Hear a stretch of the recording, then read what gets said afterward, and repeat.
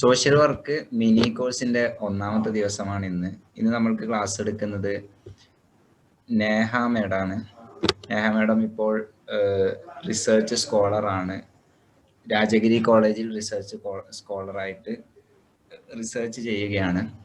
അപ്പം നമ്മൾക്കറിയാം mini course, social work mini course എന്ന് പറയുന്നത് 2 ദിവസം നീണ്ടു നിൽക്കുന്ന ഒരു കോഴ്സാണ്. അതിൽ പ്രധാനമായും ഉദ്ദേശിക്കുന്നത് സോഷ്യൽ വർക്കിലുള്ള നെറ്റിന് പ്രിപ്പയർ ചെയ്യുന്നവർക്ക് ഉപകാരപ്പെടുന്ന രീതിയിൽ അതിലുള്ള പ്രധാനപ്പെട്ട കൺസെപ്റ്റുകൾ അവതരിപ്പിക്കുക, എങ്ങനെയൊക്കെയാണ് അത് ഡിഫിക്കൽട്ട് ആയിട്ടുള്ള പാർട്ടുകൾ എങ്ങനെയാണ് ഡീൽ ചെയ്യേണ്ടത് എന്നതിനെ കുറിച്ചൊക്കെ ഒരു ഓവറോൾ ഐഡിയ തരിക എന്നുള്ള നിലക്കാണ് ഈ ഒരു മിനി കോഴ്സ് കൊണ്ട് ഉദ്ദേശിക്കുന്നത്.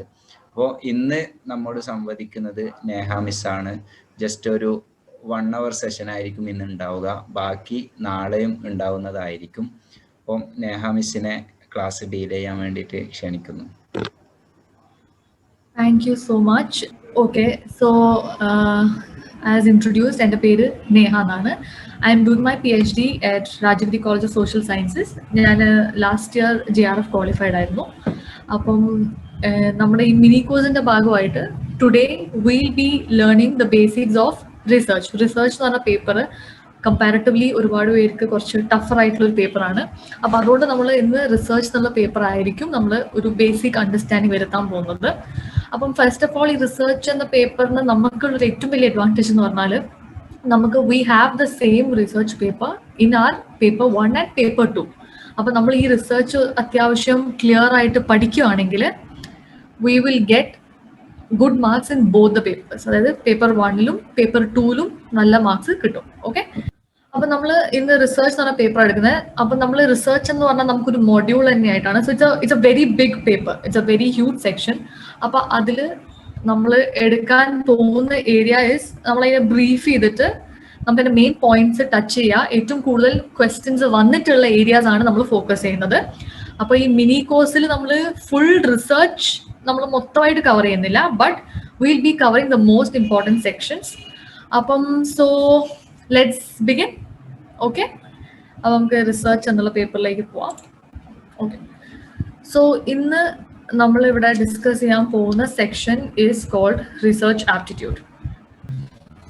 അപ്പം നമ്മുടെ നമ്മൾ റിസർച്ച് എന്നുള്ള പേപ്പർ നോക്കുമ്പോൾ വളരെ ഫസ്റ്റ് ആയിട്ട് നമുക്ക് വരുന്ന question is what is research? എന്തിനെയാണ് നമ്മൾ റിസർച്ച് എന്ന് പറയുന്നത്? Okay, so research is basically an inquiry. അതായത് ഒരു നോളജ്, എന്തെങ്കിലും ഒരു കാര്യം അറിയാൻ വേണ്ടിയോ ഇൻഡെപ്ത് ആയിട്ട് പഠിക്കാൻ വേണ്ടിയോ ഉള്ള ഒരു inquiry. That is what is called research. Okay, so research is probably defined as ഒരു ക്രിയേഷൻ ഓഫ് ന്യൂ നോളജ്. അതായത് പുതിയതായിട്ട് എന്തെങ്കിലും മനസ്സിലാക്കുക, അല്ലെങ്കിൽ ഓൾറെഡി ഉള്ള എന്തെങ്കിലും നോളജിലേക്ക് പുതിയതെങ്കിലും ആഡ് ചെയ്യുക. ഇപ്പം എല്ലാ റിസർച്ചും പുതിയ നോളജിലേക്ക് ലീഡ് ചെയ്യണമെന്നില്ല. Some research might probably help you to build up knowledge. അതായത് ഓൾറെഡി ഉള്ള നോളജിലേക്ക് എന്തെങ്കിലും ആഡ് ചെയ്യുമായിരിക്കും, അല്ലെങ്കിൽ ചിലപ്പോൾ ഓൾറെഡി ഉള്ള നോളജിൽ ഓക്കെ അത് വേണ്ട, ഇത് തെറ്റാണ്, അങ്ങനത്തെ ഒരു ഫീലിംഗ്, എന്തെങ്കിലും ഒരു പുതിയ നോളജ് ഉണ്ടാക്കുകയോ ഓൾറെഡി എക്സിസ്റ്റ് ചെയ്യുന്ന നോളജിലേക്ക് ആഡ് ചെയ്യുകയോ ചെയ്യുന്നതാണ് റിസർച്ച്. ഓക്കെ, അപ്പം റിസർച്ച് എന്ന് പറഞ്ഞാൽ ഇറ്റ്സ് നോട്ട് ഓൾവേസ് ലൈക്ക് നമ്മളൊരു പുതിയ കാര്യം കണ്ടുപിടിക്കണം എന്നില്ല. ഓൾറെഡി കണ്ടുപിടിച്ച ഒരു കാര്യത്തിലേക്ക് ചിലപ്പോൾ നമുക്ക് എന്തെങ്കിലും കോൺട്രിബ്യൂട്ട് ചെയ്യാൻ പറ്റിയെന്ന് വരും. കാരണം നമ്മളൊരു ടോപ്പിക്ക് പഠിക്കുമ്പോൾ ആ ടോപ്പിക്ക് പഠിച്ച ഒരുപാട് പേരുണ്ടാവും, അതേ ടോപ്പിക്കിൽ റിസർച്ച് ചെയ്ത ഒരുപാട് പേരുണ്ടാവും. ചിലപ്പോൾ നമ്മുടെ റിസർച്ച്, നമ്മൾ പഠിക്കുന്ന റിസർച്ചിലെ ഫൈൻഡിങ്സ് എന്ന് പറയുന്നത് ഇവരുടെ ഫൈൻഡിങ്സിൽ നിന്നും ഒരുപാട് വ്യത്യസ്തമാണ്. അപ്പം അങ്ങനെ വരുമ്പോഴും ദാറ്റ് ഇസ് ഓൾസോ റിസർച്ച്. അപ്പം so research is basically defined as creation of new knowledge or the use of existing knowledge in a new and creative way to create new concepts, methodologies and understandings. Okay, അപ്പം to put it in brief, research എന്ന് പറയുമ്പോൾ അതിൽ basically it will have നമ്മൾ data collect ചെയ്യുന്നുണ്ട്, അത് document ചെയ്ത് record ചെയ്ത് വെക്കുന്നുണ്ട്. ഓക്കെ, അപ്പം റിസർച്ച് എന്ന് പറയുമ്പം അതിൽ basically you will be collecting data. അപ്പോൾ ആ ഡേറ്റേനെ നമ്മൾ പ്രോപ്പറായിട്ട് ഡോക്യുമെന്റ് ചെയ്യുകയും അത് അനാലിസിസ്, ഇന്റർപ്രിട്ടേഷൻ ഒക്കെ ചെയ്തിട്ട് നമുക്ക് വരുന്ന ഒരു പ്രൊഡക്റ്റ്, അതാണ് നമ്മുടെ റിസർച്ചിന്റെ ഫൈൻഡിങ്സ്. അപ്പം റിസർച്ച് എന്ന് പറയുമ്പോൾ നമ്മൾ പുതിയ ഇൻഫർമേഷൻ സീക്ക് ചെയ്യുന്നതാവാം, ഓൾറെഡി ഉള്ള ഇൻഫർമേഷൻ ആഡ് ചെയ്യുന്നതാവാം, അങ്ങനെ എങ്ങനെ വേണമെങ്കിലും ഉള്ളതിനാണ് നമ്മൾ റിസർച്ച് എന്ന് പറയുന്നത്. ഓക്കെ, അപ്പം റിസർച്ചിന്റെ നേച്ചർ, അതായത് റിസർച്ച് എന്ന് പറയുമ്പോൾ എങ്ങനെയാണ് ഉണ്ടാവേണ്ടത്? സയന്റിഫിക് ആയിരിക്കണം. അതായത് നമ്മൾ through proper investigation and experiments ആയിരിക്കണം നമ്മുടെ റിസർച്ചിന്റെ ഫൈൻഡിങ്സ് എടുക്കുന്നത്. പിന്നെ അത് പ്രോപ്പർലി സിസ്റ്റമാറ്റിക് ആയിട്ട്, അതിപ്പോൾ നമ്മളൊരു സ്റ്റഡി ചെയ്ത് കഴിഞ്ഞാൽ അത് വളരെ സിസ്റ്റമാറ്റിക് ആയിട്ട് അതിനെ നമുക്ക് റെക്കോർഡ് ചെയ്ത് വെക്കാൻ പറ്റണം. പിന്നെ ഒബ്ജക്ടിവിറ്റി, അതായത് നമ്മുടെ റിസർച്ച് വളരെ ഒബ്ജക്റ്റീവ്, അതായത് ഒബ്ജക്റ്റിവിറ്റി എന്ന് പറയുമ്പോൾ ട്രൂ അൺബയസ്ഡ് എന്നുള്ളൊരു ആ ഒരു പോയിന്റ് ഓഫ് വ്യൂലാണ് നമ്മൾ പറയുന്നത്. അതായത് നമ്മൾ റിസർച്ചിൽ പറയുന്ന കാര്യങ്ങൾ ട്രൂലി ഫ്രം നമ്മുടെ ഫീൽഡിൽ നിന്ന് നമ്മൾ കണ്ടുപിടിക്കുന്ന കാര്യങ്ങൾ, അല്ലാണ്ട് നമ്മുടെ മൈൻഡിൽ നമ്മൾ ആസ് എ റിസർച്ചർ എന്ത് ചിന്തിക്കുന്നു എന്നുള്ളതിനേക്കാളും നമ്മുടെ ഫീൽഡിൽ അല്ലെങ്കിൽ ആ സബ്ജക്റ്റിലുള്ള സത്യാവസ്ഥ, ഫാക്ട്സ്, അതൊക്കെ വരുന്നതാണ് ഒബ്ജക്റ്റിവിറ്റി. പിന്നെ തേർഡ് പോയിന്റ് ആണ് വെരിഫയബിൾ. അതായത് നമ്മുടെ റിസർച്ച് ഏത് പോയിന്റിലായാലും വെരിഫൈ ചെയ്യാൻ പറ്റും. അതായത് വീണ്ടും വീണ്ടും ആ റിസർച്ചിൽ നമ്മൾ അതേ റിസർച്ച് നടത്തിയാലും നമുക്ക് almost similar kind of results അല്ലെങ്കിൽ അതേ റിസൾട്ട് വീണ്ടും വീണ്ടും കിട്ടുക. That is called verifiable. ഏത് പോയിന്റ് ഓഫ് ടൈമിലായാലും നമുക്ക് അതിന്റെ ഫൈൻഡിങ്സ് വെരിഫൈ ചെയ്യാൻ പറ്റണം. ഓക്കെ.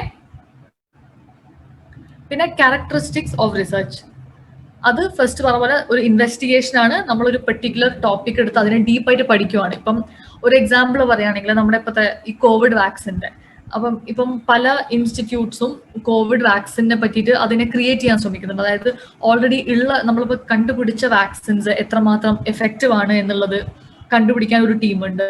അതിന് പുറമെ നമ്മുടെ ഈ ജനറ്റിക്കലി പുതിയ കോഡിങ് വരുന്ന ഈ കോവിഡ് വാക്സിനെ പുതിയ വാക്സിൻസ് കണ്ടുപിടിക്കുക, ഇതൊക്കെ ഒരു റിസർച്ചാണ്. അതായത് പുതിയ വാക്സിൻ നമ്മൾ കണ്ടുപിടിക്കുന്നു, അപ്പൊ അതിന് പല രീതിയിലുള്ള സ്റ്റേജസ് ത്രൂ ആണ് അത് പോകുന്നത്. അപ്പൊ അതേപോലെ ഒരു സയന്റിഫിക് ഇൻവെസ്റ്റിഗേഷൻ, അതായത് പ്രോപ്പർ ആയിട്ട് എക്സ്പെരിമെന്റ് ചെയ്ത് നമ്മൾ വളരെയധികം കെയർഫുൾ ആയിട്ട് ചെക്ക് ചെയ്തെടുക്കുന്ന ഒരു സാധനമാണ് റിസർച്ച്. ഓക്കെ. പിന്നെ research concepts and theories develop ചെയ്യും. കാരണം ഒരുപാട് റിസർച്ചിൽ നിന്ന് നമുക്ക് കുറെ തിയറീസ് ഡെവലപ്പ് ചെയ്യാൻ പറ്റും. അതായത് ഇപ്പൊ നമ്മളിപ്പോ ഈ കോവിഡ് വാക്സിന്റെ റിസർച്ച് ചെയ്താൽ തന്നെ അതിൽ നിന്ന് നമുക്ക് ഉണ്ടാവാൻ പോകുന്നത്, ഇപ്പൊ വാക്സിനെ വേണ്ടി നടക്കുന്ന റിസർച്ചിൽ നമ്മുടെ end result will be an effective vaccine. അപ്പൊ നമുക്ക് ഒരു റിസർച്ച് ചെയ്യുമ്പോൾ you will get a good effective product. Okay.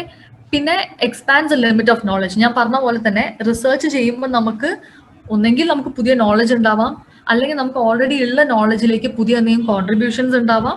അതാണ് expands the limits of knowledge. പിന്നെ essential tool of decision making. ഒരുപാട് റിസർച്ചസ് നമുക്ക് ഗവൺമെന്റ് റിലേറ്റഡ് പോളിസീസ് ആയിട്ടും അങ്ങനെ വലിയ വലിയ കമ്പനീസിന്റെ ഒക്കെ പോളിസികളും പ്രോഗ്രാംസിന്റെ ഒരു അടിത്തറയായിട്ടുണ്ട്. അതായത് റിസർച്ചിലെ ഫൈൻഡിങ്സിലെ ബേസിസിൽ ഒരുപാട് പോളിസീസ് വന്നിട്ടുണ്ട്. ഓക്കെ. പിന്നെ നമ്മുടെ റിസർച്ചിന്റെ aims and objectives. Aims and objectives എന്ന് പറഞ്ഞാൽ എന്താണ് നമ്മുടെ റിസർച്ച് എന്തിനാണ് എയിം ചെയ്യുന്നത്.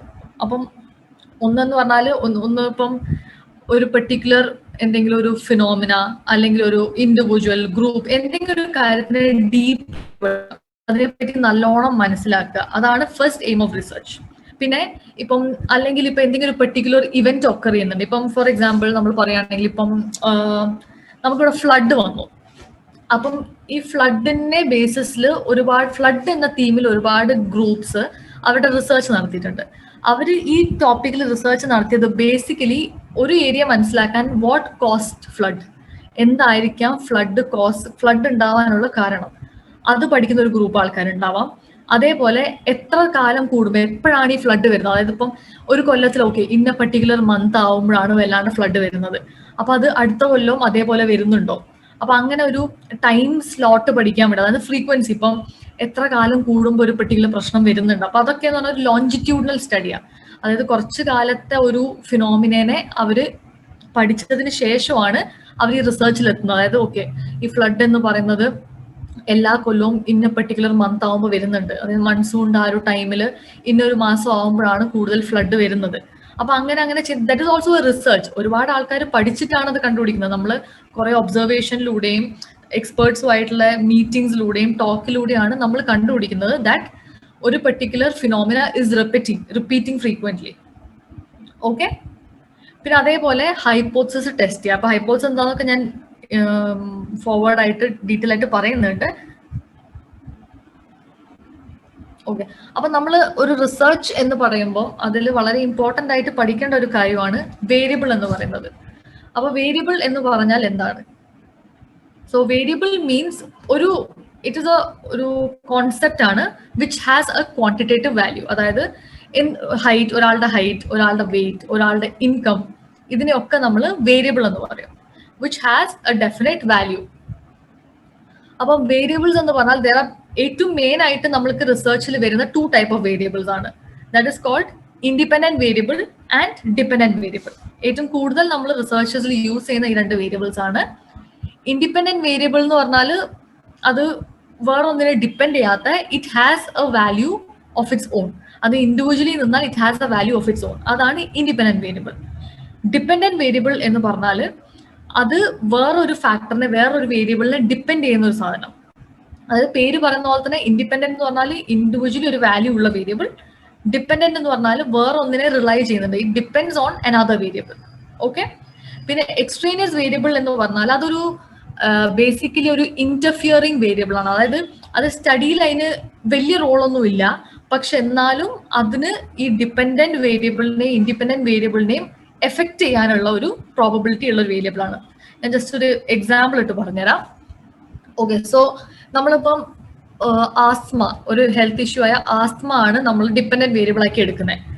അപ്പം ആസ്മേനെ ബാധിക്കുന്നതാണ് ഈ ബാക്കിയുള്ള വേരിയബിൾസ്. അതായത് ഹൈറ്റ്, ഒരു ഇൻഡിവിജ്വലിന്റെ ഹൈറ്റ്, അയാളുടെ എത്നിസിറ്റി, അയാളുടെ വെയിറ്റ്, ഇങ്ങനെ പല ഇൻഡിപെൻഡന്റ് വേരിയബിൾസ് ഒരുപാട് ഉണ്ടാവാം. അതായത് ഇപ്പം ഈ വേണമെങ്കിൽ ജെൻഡർ ഒരു ഇൻഡിപെൻഡന്റ് വേരിയബിൾ ആവാം. അപ്പം ഈ ആസ്മേനെ ബാധിക്കുന്ന വേരിയബിൾസ് ആണ് ബാക്കി കൊടുത്തിട്ടുള്ള height, ethnicity, substance exposure, medical history, weight. അപ്പം ഈ കൊടുത്ത വാല്യൂസ് ഒക്കെ ആസ്മ എന്നുള്ള സാധനത്തിനെ ബാധിക്കുന്നതുകൊണ്ട് ആസ്മ ഇതിനൊക്കെ ഡിപ്പെൻഡന്റ് ആണ്. So asthma is a dependent variable and height, ethnicity, medical history, weight ഇതൊക്കെ ഇൻഡിപെൻഡന്റ് വേരിയബിൾസ് ആണ്. ഓക്കെ, അത് ക്ലിയർ ആയില്ലേ? ഓക്കെ. ഇത് വളരെ അധികം ഇമ്പോർട്ടൻ്റ് ആയിട്ട് നമ്മുടെ എക്സാമിൽ ഒരുപാട് ചോദിച്ചിട്ടുള്ള ക്വസ്റ്റ്യനിൽ വരുന്ന ഒരു ഏരിയ ആണിത്. And that is stages in A research. ഇതിപ്പം അധികവും നമുക്ക് ക്വസ്റ്റ്യൻസ് ആയിട്ട് വന്നിട്ടുള്ളത്, ഇതിൽ ചിലപ്പം കുറച്ച് സ്റ്റേജസ് നമുക്ക് തരും. എന്നിട്ട് അവർ പറയും ഇതിനൊരു പ്രോപ്പർ ഓർഡർ ആക്കാൻ, ഇതിന്റെ കറക്റ്റ് ഓർഡറിൽ വരുത്തുന്ന രീതിയിൽ എഴുതാൻ വേണ്ടിയിട്ട്. അപ്പം ഇത് വളരെ ഇമ്പോർട്ടൻ്റ് ആയിട്ട് ഞാൻ ഒരുപാട് തവണ കണ്ടിട്ടുള്ള ക്വസ്റ്റ്യൻസിൽ ഒന്നാണിത്. അപ്പം ഫസ്റ്റ് എന്ന് വരുന്നത് ഐഡന്റിഫിക്കേഷൻ ഓഫ്, എല്ലാവർക്കും ഓഡിബിൾ അല്ലേ? പ്രശ്നമില്ലല്ലോ. അപ്പം നമ്മൾ ഈ സ്റ്റേജസ് ഇൻ റിസർച്ച് എന്നുള്ളത് ഇമ്പോർട്ടൻ്റ് ആയിട്ടുള്ള സെക്ഷൻ ആണ്.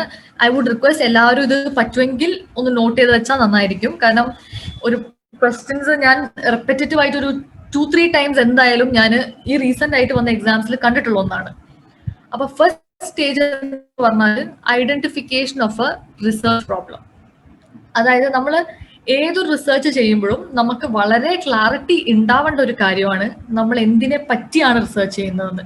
അതായത് നമ്മളൊരു വീട് ഉണ്ടാക്കുമ്പോൾ അതിന് അടിത്തറ എന്ന് പറയുന്ന പോലെ ഒരു കാര്യമാണ് ഐഡന്റിഫിക്കേഷൻ ഓഫ് റിസർച്ച് പ്രോബ്ലം. ഇപ്പം ഓരോരുത്തർക്കും ഓരോ ഏരിയ ഓഫ് ഇൻട്രസ്റ്റ്. അപ്പൊ ഫോർ എക്സാമ്പിൾ എന്റെ റിസർച്ച് എന്ന് പറയുന്നത് സ്പെഷ്യൽ കിഡ്സിന്റെ പേരന്റിങ്ങിനെ പറ്റിയാണ്. അപ്പം അതാണ് ഞാൻ ഐഡന്റിഫൈ ചെയ്ത എന്റെ റിസർച്ച്. അപ്പം എന്റെ റിസർച്ച് പ്രോബ്ലവും ആ ഏരിയ തന്നെയായിരിക്കും. അതേപോലെ നമുക്ക് ഏതൊരു റിസർച്ച് എടുക്കുമ്പോഴും ഒരു റിസർച്ച് പ്രോപ്പർലി ഡിഫൈൻഡ് ആയിട്ടുള്ള ഒരു റിസർച്ച് പ്രോബ്ലം അല്ലെങ്കിൽ ഒരു ഏരിയ ഓഫ് റിസർച്ച് എന്താണ് നമ്മൾ പഠിക്കാൻ ആഗ്രഹിക്കുന്നത് എന്നുള്ളത് വളരെ ക്ലിയർ ആയിട്ടുണ്ടാവണം. അപ്പം ഒരു റിസർച്ച് പ്രോബ്ലം എടുക്കുമ്പോൾ നമ്മൾ ഏറ്റവും അധികം ശ്രദ്ധിക്കേണ്ട കാര്യങ്ങൾ എന്ന് പറഞ്ഞാൽ, ഫസ്റ്റ് തിങ് ഇസ് ആ റിസർച്ച് പ്രോബ്ലം, നമ്മൾ ആ ഒരു റിസർച്ച് ചെയ്യുന്ന area should be of interest for the researcher. റിസർച്ചറിന് ഇൻട്രസ്റ്റ് ഉള്ള ഒരു ഏരിയ ആയിരിക്കണം. സെക്കൻഡ് തിങ്, അതിന് പ്രോപ്പർ സപ്പോർട്ടിങ് റെലവെന്റ് ലിറ്ററേച്ചർ ഉണ്ടായിരിക്കണം. കാരണം നമ്മളൊരു സാധനം പഠിക്കാൻ പോകുമ്പം നമ്മൾ ആ ഒരു ഏരിയനെ സപ്പോർട്ട് ചെയ്യുന്ന അല്ലെങ്കിൽ ആ ഒരു ഏരിയയിൽ സ്റ്റഡീസ് മുന്നേ നടന്നിട്ടുണ്ടെങ്കിൽ നമുക്കത് വളരെ ഹെൽപ്ഫുൾ ആയിട്ടുള്ള ഒരു കാര്യമാണ്. അപ്പൊ അതിലൊരു പ്രീവിയസ് സ്റ്റഡീസ് നടന്നിട്ടുണ്ടോ എന്നുള്ളത്, പ്രോപ്പർ സപ്പോർട്ടിങ് ലിറ്ററേച്ചർ ഉള്ളതാണ് നമ്മുടെ സെക്കൻഡ് പോയിന്റ്. തേർഡ് പോയിന്റ്, അതിന്റെ ആ സ്റ്റഡി കൊണ്ട് നമ്മൾ എന്താണ് ഉദ്ദേശിക്കുന്നത്, ആ സ്റ്റഡിക്ക് ഒരു പ്രോപ്പർ സിഗ്നിഫിക്കൻസ് ഉണ്ടായിരിക്കണം. അതായത് ഇപ്പം ആ ഒരു സ്റ്റഡി ചെയ്താൽ ഇപ്പം നമുക്ക് അതുകൊണ്ട് എന്തൊരു ചേഞ്ച് ആണ് നമുക്ക് ആൾക്കാരിലോ സൊസൈറ്റിയിലോ എന്തെങ്കിലും വരുത്താൻ പറ്റുക. So what is the impact of your research എന്നുള്ളതാണ് തേർഡ് മെയിൻ പോയിന്റ്. പിന്നെ നമ്മുടെ second stage is review of literature. അതിപ്പോൾ എല്ലാവർക്കും അറിയാം, നമുക്ക് നമ്മുടെ പ്രീവിയസ് ആയിട്ട് നമ്മുടെ ഏരിയാസിൽ ഉള്ള ലിറ്ററേച്ചറിനെ നമ്മൾ അനലൈസ് ചെയ്യുന്നു, പഠിക്കുന്നു. അപ്പോൾ ഫസ്റ്റ് നമ്മൾ റിസർച്ച് പ്രോബ്ലം ഐഡന്റിഫൈ ചെയ്യുന്നു, പിന്നെ ആ റിസർച്ചിനോട് റിലേറ്റഡ് ആയിട്ടുള്ള എന്തൊക്കെ ലിറ്ററേച്ചർ ഉണ്ട്, പ്രീവിയസ് റിവ്യൂ ഓഫ് ലിറ്ററേച്ചർ എടുത്ത് നോക്കുന്നു. അപ്പൊ നമ്മൾ ഈ ലിറ്ററേച്ചറിന്റെ ബേസിസിലാണ് നമ്മുടെ ഹൈപ്പോത്തസിസ് ഒക്കെ ഫോം ചെയ്യുന്നത്. അതായത് ഓക്കെ, നമ്മൾ സ്റ്റഡിയിൽ ഇന്ന വേരിയബിൾസ് തമ്മിലുള്ള റിലേഷൻഷിപ്പാണ് മനസ്സിലാക്കുന്നത്. ഇപ്പം ഫോർ എക്സാമ്പിൾ നമ്മളിപ്പം ഓക്കെ, സോഷ്യൽ വർക്കേഴ്സിന്റെ ജോബ് സാറ്റിസ്ഫാക്ഷൻ ആ ഒരു ഏരിയയിലാണ് നമ്മൾ പഠിക്കുന്നതെന്ന് വിചാരിക്കുക. അപ്പം ആ ഒരു ഏരിയയിൽ നമുക്ക് ഫോർമുലേറ്റ് ചെയ്യാവുന്ന ഒരു ഹൈപ്പോത്തസിസ് എന്ന് പറഞ്ഞാൽ സോഷ്യൽ വർക്കേഴ്സിന് കിട്ടുന്ന സാലറിയും ജോബ് സാറ്റിസ്ഫാക്ഷനും. അതായത് ജോബ് സാറ്റിസ്ഫാക്ഷൻ എന്നുള്ളത് നമ്മുടെ ഒരു ഡിപ്പെൻഡന്റ് വേരിയബിൾ ആണ്.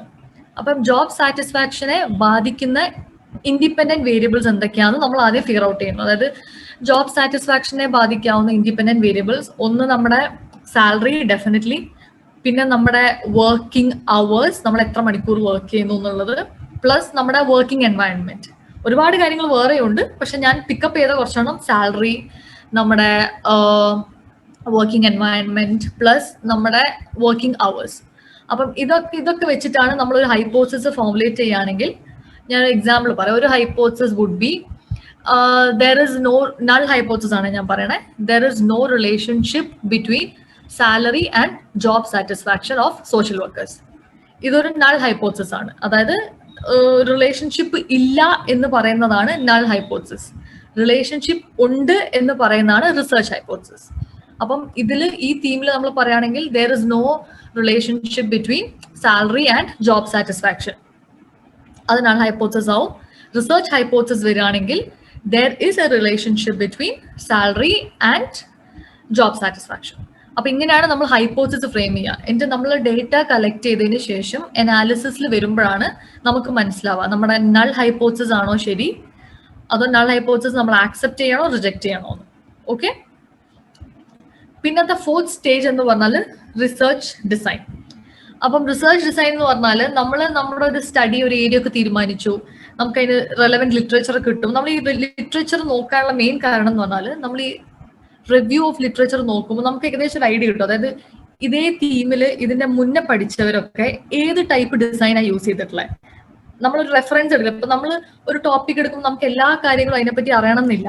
അപ്പൊ നമ്മൾ പ്രീവിയസ് സ്റ്റഡീസ് നോക്കുമ്പോൾ നമുക്ക് മനസ്സിലാവും, ഓക്കെ അപ്പം ഇങ്ങനത്തെ ഒരു സ്റ്റഡി വേറെ ഒരാൾ നടത്തിയപ്പം അവർ ഇന്ന രീതിയിലുള്ള റിസർച്ച് ഡിസൈനാണ് എടുത്തത്. അതായത് ചിലവർ ഡിസ്ക്രിപ്റ്റീവ് ആയിരിക്കാം. അതായത് ഇപ്പം ഈ ജോബ് സാറ്റിസ്ഫാക്ഷനും സാലറിയും എന്നുള്ള ഒരു കൺസെപ്റ്റ് ചിലവർ പഠിച്ചപ്പം ജസ്റ്റ് ഡിസ്ക്രൈബ് ചെയ്തേ ഉള്ളൂ, ഒരു ഡിസ്ക്രിപ്റ്റീവ് ഡിസൈൻ ആണ് എടുത്തത്. അപ്പം അങ്ങനെ നമുക്ക് പല രീതിയിലുള്ള റിസർച്ച് ഡിസൈൻസ് ഉണ്ട്, നമ്മളത് എക്സ്പ്ലോർ ചെയ്യുന്നുണ്ട്. അപ്പൊ നമ്മൾ ഒരു ഹൈപ്പോസിസ് ഒക്കെ ഉണ്ടാക്കിയതിന് ശേഷം നമ്മൾ റിസർച്ച് ഡിസൈൻ എടുക്കും. അതായത് നമുക്ക് വേണ്ട ഡിസൈൻ എങ്ങനെയാണ്, അതായത് ഒരു എക്സ്പെരിമെന്റൽ സ്റ്റഡി വേണോ, അതോ നമ്മൾ ജസ്റ്റ് ക്വാളിറ്റേറ്റീവ് ആയിട്ട് ആൾക്കാരോട് സംസാരിച്ചിട്ട് ഡേറ്റ എടുത്താൽ മതിയോ. അപ്പൊ നമ്മൾ അത് ഫിഗർ ഔട്ട് ചെയ്യും ഏത് ഡിസൈൻ ആണ് നമുക്ക് വേണ്ടതെന്ന്. അപ്പൊ നമ്മൾ റിസർച്ച് ഡിസൈനും തീരുമാനമാക്കിയതിന് ശേഷമാണ് നമ്മൾ ആരെ എടുത്തുനിന്നാണ് നമുക്ക് ഡേറ്റ വേണ്ടത്. അതായത് ഫോർ എക്സാമ്പിൾ ഇപ്പം ഞാൻ പറഞ്ഞ അനുസരിച്ച് job satisfaction and salary of social workers എന്നുള്ളതാണ് നമ്മൾ പഠിക്കുന്നതെങ്കിൽ നമുക്ക് ഡേറ്റ വേണ്ടത് സോഷ്യൽ വർക്കേഴ്സിന്റെ അടുത്താണ്. അതായത് പ്രൊഫഷണലി വർക്ക് ചെയ്യുന്ന സോഷ്യൽ വർക്കേഴ്സിന്റെ അടുത്ത്, അവരുടെ അടുത്താണ് നമുക്ക്, അതായത് ഇപ്പം സോഷ്യൽ വർക്കറായിട്ട് ജോലി ചെയ്യുന്ന ഒരാളുടെ അടുത്താണ് നമുക്ക് ഈ ഡേറ്റ കളക്ട് ചെയ്യേണ്ടത്. അപ്പം നമ്മളൊരു ടോപ്പിക് ഒക്കെ എടുത്തു, അതിൽ എന്താ പഠിക്കേണ്ടതെന്നൊക്കെ മനസ്സിലായി. അപ്പൊ അങ്ങനെ ആവുമ്പോൾ നമ്മൾ ആരെയാണ് പഠിക്കേണ്ടത്, അത് ആരോടാണ് നമ്മൾ നമ്മുടെ ക്വസ്റ്റ്യൻസ് ചോദിക്കേണ്ടത് എന്നുള്ളൊരു ക്ലാരിറ്റി വരുത്തണം. അതിപ്പോ ഞാൻ പറഞ്ഞ പോലെ ഒരു പ്രൊഫഷണലി വർക്ക് ചെയ്യുന്ന സോഷ്യൽ വർക്കേഴ്സിന്റെ അടുത്താണ് എനിക്ക് ഡീറ്റെയിൽസ് വേണ്ട. അപ്പൊ അവരോടാണ് എനിക്ക് ചോദിക്കാൻ പറ്റുക. അതായത് അവർക്ക് സാലറി ഇത്ര ഉണ്ട്, ജോബിൽ അവരെങ്ങനെയാണ്, അവർ എത്ര മണിക്കൂർ വർക്ക് ചെയ്യുന്നുണ്ട്. അപ്പൊ അങ്ങനെ ഒരു പ്രോപ്പർ ആയിട്ട് വെൽ ഡിഫൈൻഡ് ആയിട്ടുള്ള ഒരു സാമ്പിൾ എനിക്കണം. അതായത് പ്രൊഫഷണലി വർക്ക് ചെയ്യുന്ന സോഷ്യൽ വർക്കേഴ്സ്, അതായിരിക്കും എന്റെ റെസ്പോണ്ടന്റ് ഗ്രൂപ്പ്. എന്നിട്ട് ഞാൻ തീരുമാനിക്കേണ്ടത്, ഇപ്പം ഈ വർക്ക് ചെയ്യുന്ന സോഷ്യൽ വർക്കേഴ്സ് തന്നെ ഒരുപാട് അധികം ഉണ്ടാവും. അതൊന്നിപ്പം എല്ലാവരെയും നമുക്ക് എടുക്കാൻ പറ്റില്ല. അപ്പൊ നമ്മളൊരു ആ ഒരു പോപ്പുലേഷനെ റെപ്രസെന്റ് ചെയ്യുന്ന ആൾക്കാരെ നമ്മൾ പിക്ക് ചെയ്യണം. അപ്പൊ അത് പിക്ക് ചെയ്യാനാണ് നമ്മൾ സാമ്പിളിംഗ് മെത്തേഡ്സ് യൂസ് ചെയ്യുന്നത്. എങ്ങനെ എടുക്കണം, ഇപ്പൊ നമുക്ക് പ്രോബബിലിറ്റി സാമ്പിളിംഗ് മെത്തേഡ്സ് ഉണ്ട്, നോൺ പ്രോബബിലിറ്റി സാമ്പിളിംഗ് മെത്തേഡ്സ് ഉണ്ട്. അപ്പൊ ആ രണ്ട് മെത്തേഡിൽ ഏതിലാണ് എങ്ങനെയാണ് എനിക്ക് എടുക്കാൻ പറ്റുന്നത് എന്നുള്ളത് ഞാൻ ഫിഗർ ഔട്ട് ചെയ്യണം. എന്നിട്ട് ഞാൻ അവരുടെ അടുത്തുനിന്ന് ഡേറ്റ കളക്ട് ചെയ്യുന്നു, കളക്ഷൻ ഓഫ് ഡേറ്റ. അപ്പൊ ഈ ഡേറ്റ കളക്ഷൻ എന്ന് പറഞ്ഞാൽ നമ്മൾ പ്രൈമറി മെത്തേഡ്സും ഉണ്ട്, സെക്കൻഡറി മെത്തേഡ്സും ഉണ്ട്. അപ്പൊ ഈ പ്രൈമറി മെത്തേഡ് എന്ന് പറഞ്ഞാൽ നമ്മൾ ഡയറക്റ്റ് ആയിട്ട്, അതായത് ഫസ്റ്റ് ഹാൻഡ് ഇൻഫർമേഷൻ, ആ ഇൻഫർമേഷൻ ഫസ്റ്റ് കിട്ടുന്നത് നമുക്കായിരിക്കും. അത് നമ്മൾ ആൾക്കാരോട് സംസാരിക്കുന്നു. ഇപ്പം ഞാൻ പറഞ്ഞ പോലെ സോഷ്യൽ വർക്കേഴ്സ് ആണെങ്കിൽ ഞാൻ അവരോട് പോയി ചോദിക്കും. അതായത് എന്റെ ക്വസ്റ്റ്യൻസ് വെച്ചിട്ട് ഞാൻ അവരോട് ചോദിക്കും ഇങ്ങനെ I want to know about നിങ്ങളുടെ ഇന്ന കാര്യങ്ങൾ, നിങ്ങളുടെ ജോബ് സാറ്റിസ്ഫാക്ഷനെ പറ്റിയിട്ട് എന്നൊക്കെ പറഞ്ഞിട്ട് ഞാനായിട്ട് ഒരു റിസർച്ചർ ഫസ്റ്റ് ഹാൻഡ് ആയിട്ട് എടുക്കുന്ന ഇൻഫർമേഷൻ ആണ് പ്രൈമറി ഇൻഫർമേഷൻ, പ്രൈമറി ഡേറ്റ എന്ന് പറയുന്നത്. സെക്കൻഡറി ഡേറ്റ എന്ന് പറയുന്നത് നമ്മൾ ഓൾറെഡി ഉള്ള ഡേറ്റ നമ്മൾ എടുക്കുക ചെയ്യുന്നത്. ഫോർ എക്സാമ്പിൾ ഇപ്പം ജേർണൽസിലൊക്കെ പബ്ലിഷ് ചെയ്ത just like review of literature, ജേർണൽസിൽ, ബുക്സിൽ, പേപ്പേഴ്സിൽ, അങ്ങനെ ഓരോ സ്ഥലത്ത് ഓൾറെഡി അവൈലബിൾ ആയിട്ടുള്ള ഡേറ്റ ഞാൻ എടുക്കുന്നത്. That is called secondary data. So primary data എന്ന് പറഞ്ഞാൽ റിസർച്ചറിന് കിട്ടുന്ന first hand information. Secondary data എന്ന് പറഞ്ഞാൽ ഓൾറെഡി എക്സിസ്റ്റിംഗ് ആയിട്ടുള്ള ഒരു ഇൻഫർമേഷനെ നമ്മൾ നമ്മുടെ സ്റ്റഡിക്ക് വേണ്ടി എടുക്കുന്നു. ഓക്കെ, അപ്പൊ നമ്മൾ ആ ഡേറ്റ കളക്ട് ചെയ്ത് കഴിഞ്ഞു. അതായത് നമ്മൾ റിസർച്ച് എന്താ ചെയ്യേണ്ടതെന്ന് മനസ്സിലാക്കി, നമ്മൾ റിവ്യൂ ഒക്കെ ചെയ്തു, ഹൈപ്പോത്തസിസ് ഫ്രെയിം ചെയ്തു, നമ്മുടെ റിസർച്ചിന് ഒരു ഡിസൈൻ ആയി. എന്നിട്ട് അതിനുശേഷം നമ്മൾ ആരെടുത്തു നിന്നാണ് ഡേറ്റ എടുക്കേണ്ടതെന്ന് മനസ്സിലായി, അവരെ പിക്ക് ചെയ്തു, അവരുടെ അടുത്ത് ഡേറ്റയും വാങ്ങി. അത് കഴിഞ്ഞ് നമുക്കിപ്പം ഡേറ്റ നമ്മുടെ കയ്യിലുണ്ട്. അപ്പൊ ഡേറ്റ നമ്മുടെ കയ്യിലെത്തി കഴിഞ്ഞാൽ പിന്നത്തെ സ്റ്റേജ് എന്ന് പറഞ്ഞാൽ ആ ഡേറ്റയെ നമ്മൾ അനാലിസിസും ഇന്റർപ്രിട്ടേഷനും ചെയ്യുന്നു. അതായത് ആ ഡേറ്റനെ വെച്ചിട്ട് ഓക്കെ, ആ ഡേറ്റേന്റെ ബേസിസ് നമ്മളിപ്പം ഫോർ എക്സാമ്പിൾ നമ്മളിപ്പോൾ ഒരു ക്വാളിറ്റേറ്റീവ് റിസർച്ച് ആണ് നടത്തുന്നതെങ്കിൽ നമുക്ക് കൂടുതലും തീമാറ്റിക് അനാലിസിസ് ആയിരിക്കും. ക്വാണ്ടിറ്റേറ്റീവ് ആണെങ്കിൽ സ്റ്റാറ്റിസ്റ്റിക്കൽ അനാലിസിസ് ആയിരിക്കും. കാരണം ക്വാണ്ടിറ്റേറ്റീവ് എന്ന് പറഞ്ഞാൽ it's based on numbers, qualitative എന്ന് പറഞ്ഞാൽ ക്വാളിറ്റീസ് ആണ്. റെസ്പോണ്ടൻസിനേക്കാളും കൂടുതൽ അവരുടെ ക്വാളിറ്റീസ്, അങ്ങനെയാണ് നമ്മൾ പഠിക്കുന്നത്. ഓക്കെ, അപ്പൊ നമ്മൾ അതിന്റെ ബേസിസിലാണ് അനാലിസിസ് ചെയ്യുക.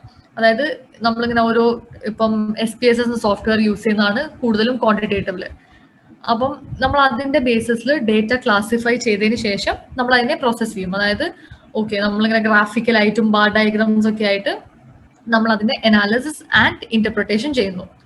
അപ്പം അതിനുശേഷം നമ്മൾ നമ്മുടെ ഹൈപ്പോത്തസിസ് ടെസ്റ്റ് ചെയ്യുന്നു. അതായത് നമ്മുടെ ഡേറ്റേന്റെ ബേസിസിൽ നമുക്ക് പറയാൻ പറ്റും ഇപ്പം ജോബ് സാറ്റിസ്ഫാക്ഷനും സാലറിയും തമ്മിൽ ഒരു റിലേഷൻഷിപ്പ് ഉണ്ടോ, അതോ റിലേഷൻഷിപ്പ് ഇല്ലേ. അപ്പൊ ആ ഹൈപ്പോത്തസിസ് നമ്മൾ ആ ഡേറ്റ വെച്ചിട്ടാണ്, അതിന്റെ ഒരു ഇന്റർപ്രിട്ടേഷൻസ് വെച്ചാണ് നമ്മൾ ടെസ്റ്റ് ചെയ്യുന്നത്. അപ്പൊ അത് ടെസ്റ്റ് ചെയ്ത് കഴിയുമ്പോൾ നമുക്ക് മനസ്സിലാവും നമ്മൾ നൾ ഹൈപ്പോത്തസിസിനെ ആക്സെപ്റ്റ് ചെയ്യാണോ വേണ്ടത്, റിജക്ട് ചെയ്യാണോ വേണ്ടത്.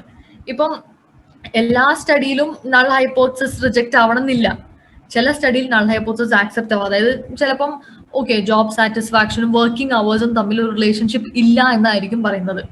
അങ്ങനെ ആവുമ്പോൾ നമ്മൾ നൾ ഹൈപ്പോത്തസിസ് ആണ് ആക്സെപ്റ്റ് ചെയ്യുന്നത്. Because null hypothesis states that there is no relationship between the variables and research hypothesis states that there is a relationship between the variables. അപ്പൊ നമ്മുടെ റിസർച്ചിന്റെ എൻഡ് റിസൾട്ടിൽ ചിലപ്പം വരാം.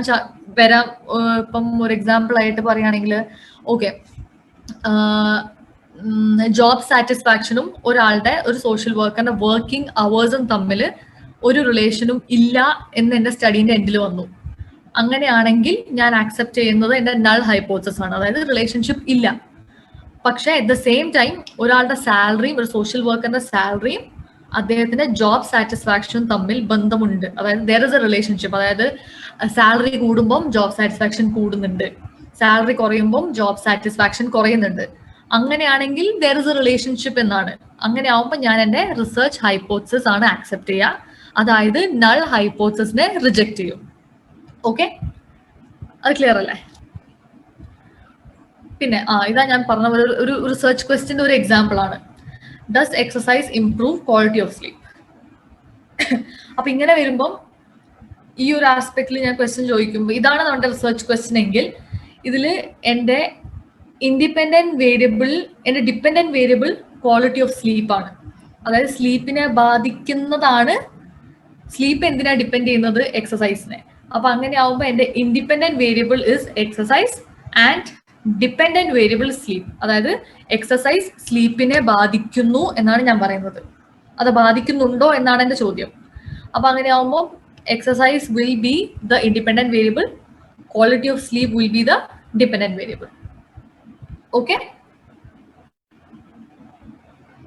ഇത് ഞാൻ നേരത്തെ പറഞ്ഞ ഹൈപ്പോത്തസിസ്. അപ്പം what is A hypothesis? Hypothesis എന്ന് പറഞ്ഞാൽ it is A tentative statement. ഈ സ്റ്റേറ്റ്മെന്റിനെയാണ് നമ്മൾ നമ്മുടെ റിസർച്ചിൽ ടെസ്റ്റ് ചെയ്യാൻ പോകുന്നത്. അതായത് നമ്മൾ പറഞ്ഞ പോലെ എക്സസൈസും സ്ലീപ്പും തമ്മിൽ ബന്ധമില്ല എന്നാണ് നമ്മുടെ നൾ ഹൈപ്പോത്തസിസ് വരിക.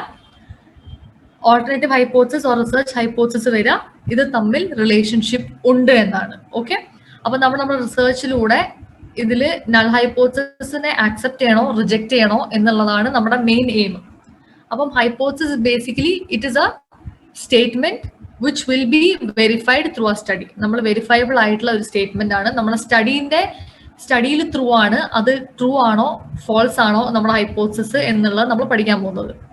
ഓക്കെ, പിന്നെ നമ്മുടെ ഹൈപ്പോത്തസിസ് എന്ന് പറയുന്നത് വളരെ ക്ലിയർ ആൻഡ് സ്പെസിഫിക് ആയിരിക്കണം. കാരണം 2 വേരിയബിൾസിനെയാണ് നമ്മൾ ടെസ്റ്റ് ചെയ്യുന്നത്. അപ്പം നമ്മുടെ ഹൈപ്പോത്തസിസ് വളരെ ക്ലിയർ ആയിട്ടുള്ള ഒരു സ്റ്റേറ്റ്മെന്റ് ആയിരിക്കണം. ഇത് ഞാൻ നേരത്തെ പറഞ്ഞത് റിസർച്ച് ഡിസൈൻ എന്ന് പറയുന്നത് നമ്മുടെ റിസർച്ചർ ചൂസ് ചെയ്യുന്നതാണ്. അതായത് ആ റിസർച്ച് ഇപ്പം അദ്ദേഹത്തിന്റെ റിസർച്ച് എങ്ങനത്തെ ഒരു ടൈപ്പ് ആയിരിക്കണം. ഇപ്പം ക്വാളിറ്റേറ്റീവ് വേണോ, ക്വാണ്ടിറ്റേറ്റീവ് വേണോ? ഇപ്പൊ അതിൽ തന്നെ ഇപ്പോൾ ക്വാണ്ടിറ്റേറ്റീവ് ആണെങ്കിൽ തന്നെ നമുക്ക് അതിൽ പല കാറ്റഗറീസ് ഉണ്ട്. ക്വാളിറ്റേറ്റീവിനും അതേപോലെ പല കാറ്റഗറീസ് ഉണ്ട്. അതിപ്പം ഏതാണ് നമ്മൾ എടുക്കേണ്ടത് എന്നുള്ളത് റിസർച്ചറുടെ ഡിസ്ക്രിപ്ഷൻ ആണ്.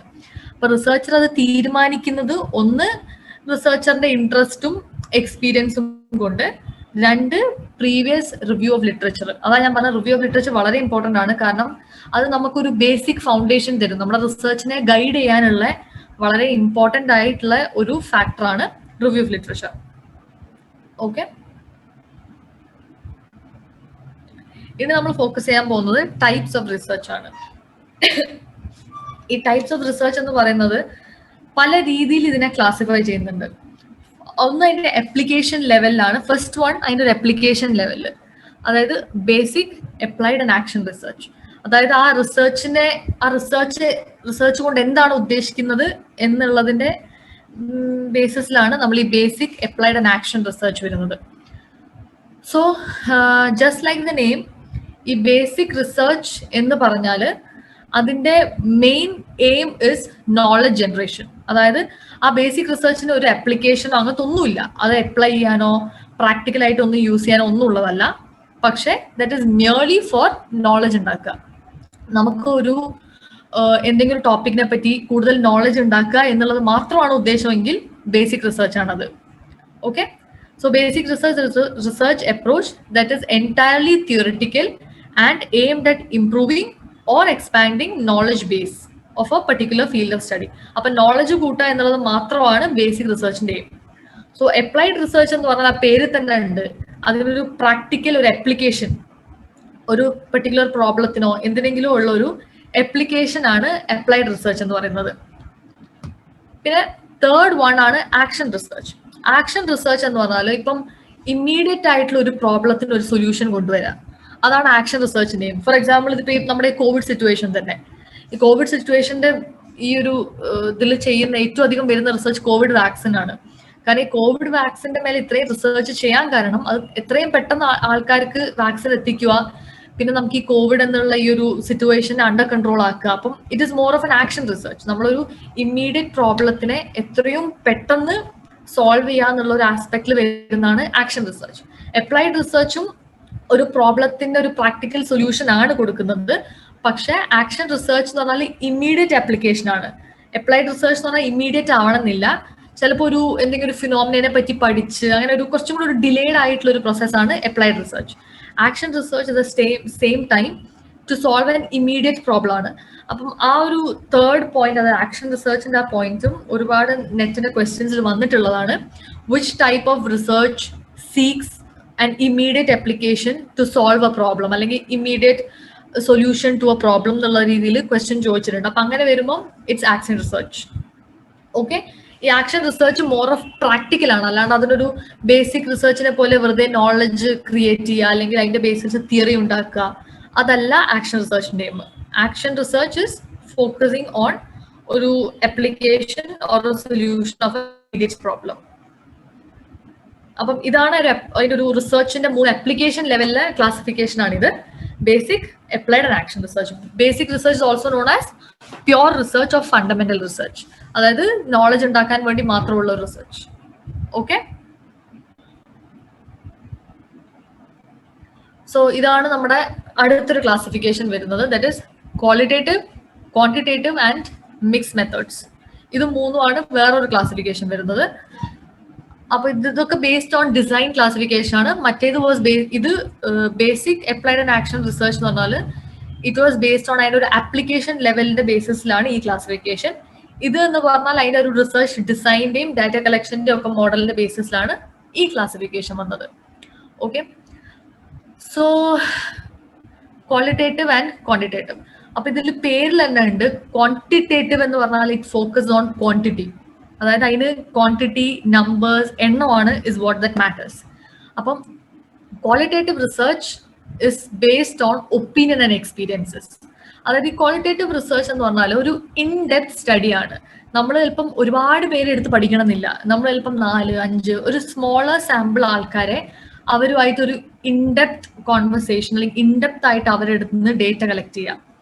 അതാണ് ക്വാളിറ്റേറ്റീവ് റിസർച്ച്. അപ്പൊ ക്വാളിറ്റേറ്റീവ് റിസർച്ച് കൂടുതലും ഫോക്കസ് ചെയ്യുന്നത് അവരുടെ ഒരു സബ്ജക്റ്റീവ് ആയിട്ടുള്ള അവരുടെ ലൈഫിൽ ഉണ്ടായ അല്ലെങ്കിൽ എന്തെങ്കിലും സബ്ജക്റ്റീവ് ആയിട്ടുള്ള ഒപ്പീനിയൻ ഓർ എക്സ്പീരിയൻസസ്. അതായത് നമുക്ക് ഒരു ക്വസ്റ്റ്യനെയർ കൊടുത്ത് 4 ഓപ്ഷൻ വെച്ച് ടിക്ക് ചെയ്യാൻ പറ്റാത്ത കാര്യങ്ങൾ, അപ്പൊ അങ്ങനത്തെ കാര്യങ്ങളൊക്കെയാണ് നമ്മൾ ക്വാളിറ്റേറ്റീവില് കൂടുതലും എടുക്കുക.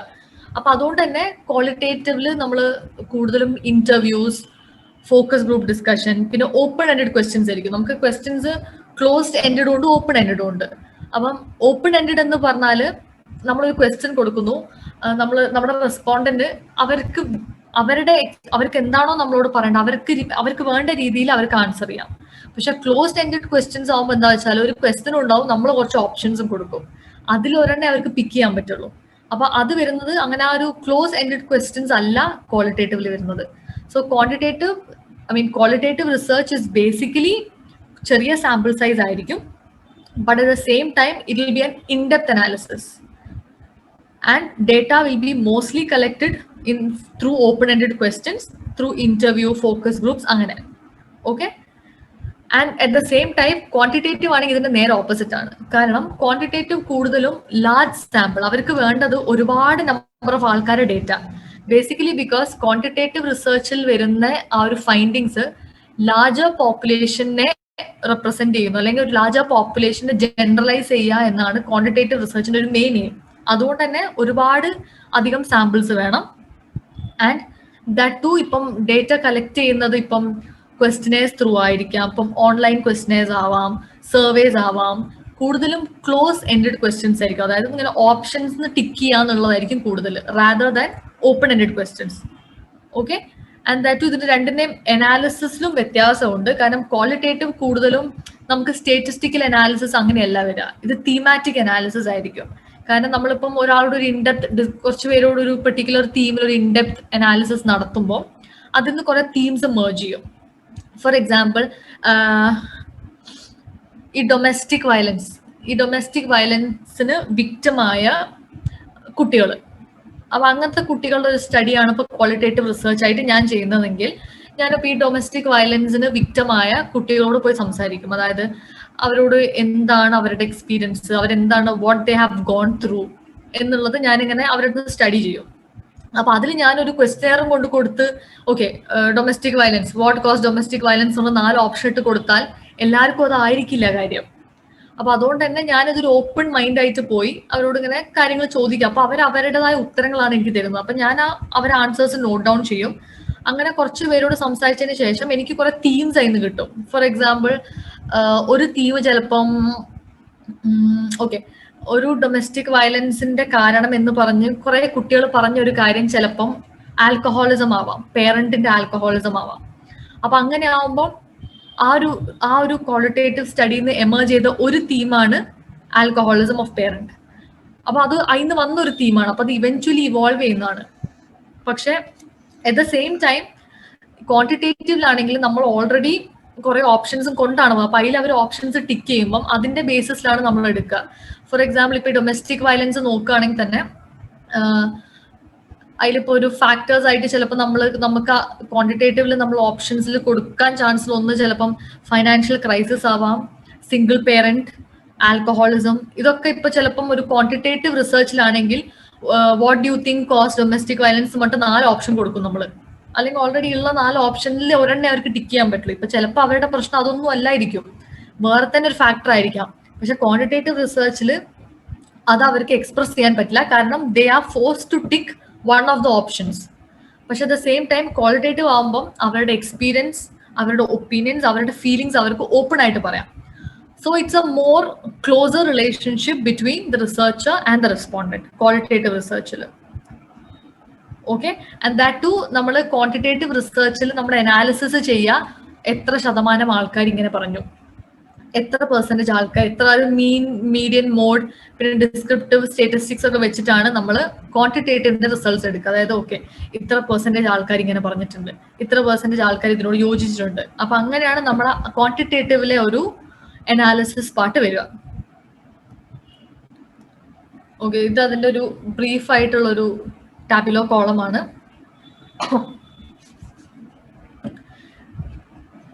ഞാൻ പറഞ്ഞതുപോലെ നമ്മൾ ഡേറ്റ കളക്ട് ചെയ്യുന്ന രീതികൾ, സാമ്പിൾ സൈസ് ചെറുതായിരിക്കും ക്വാളിറ്റേറ്റീവില്, ക്വാണ്ടിറ്റേറ്റീവില് കൂടുതൽ സാമ്പിൾസ് ഉണ്ടാവും.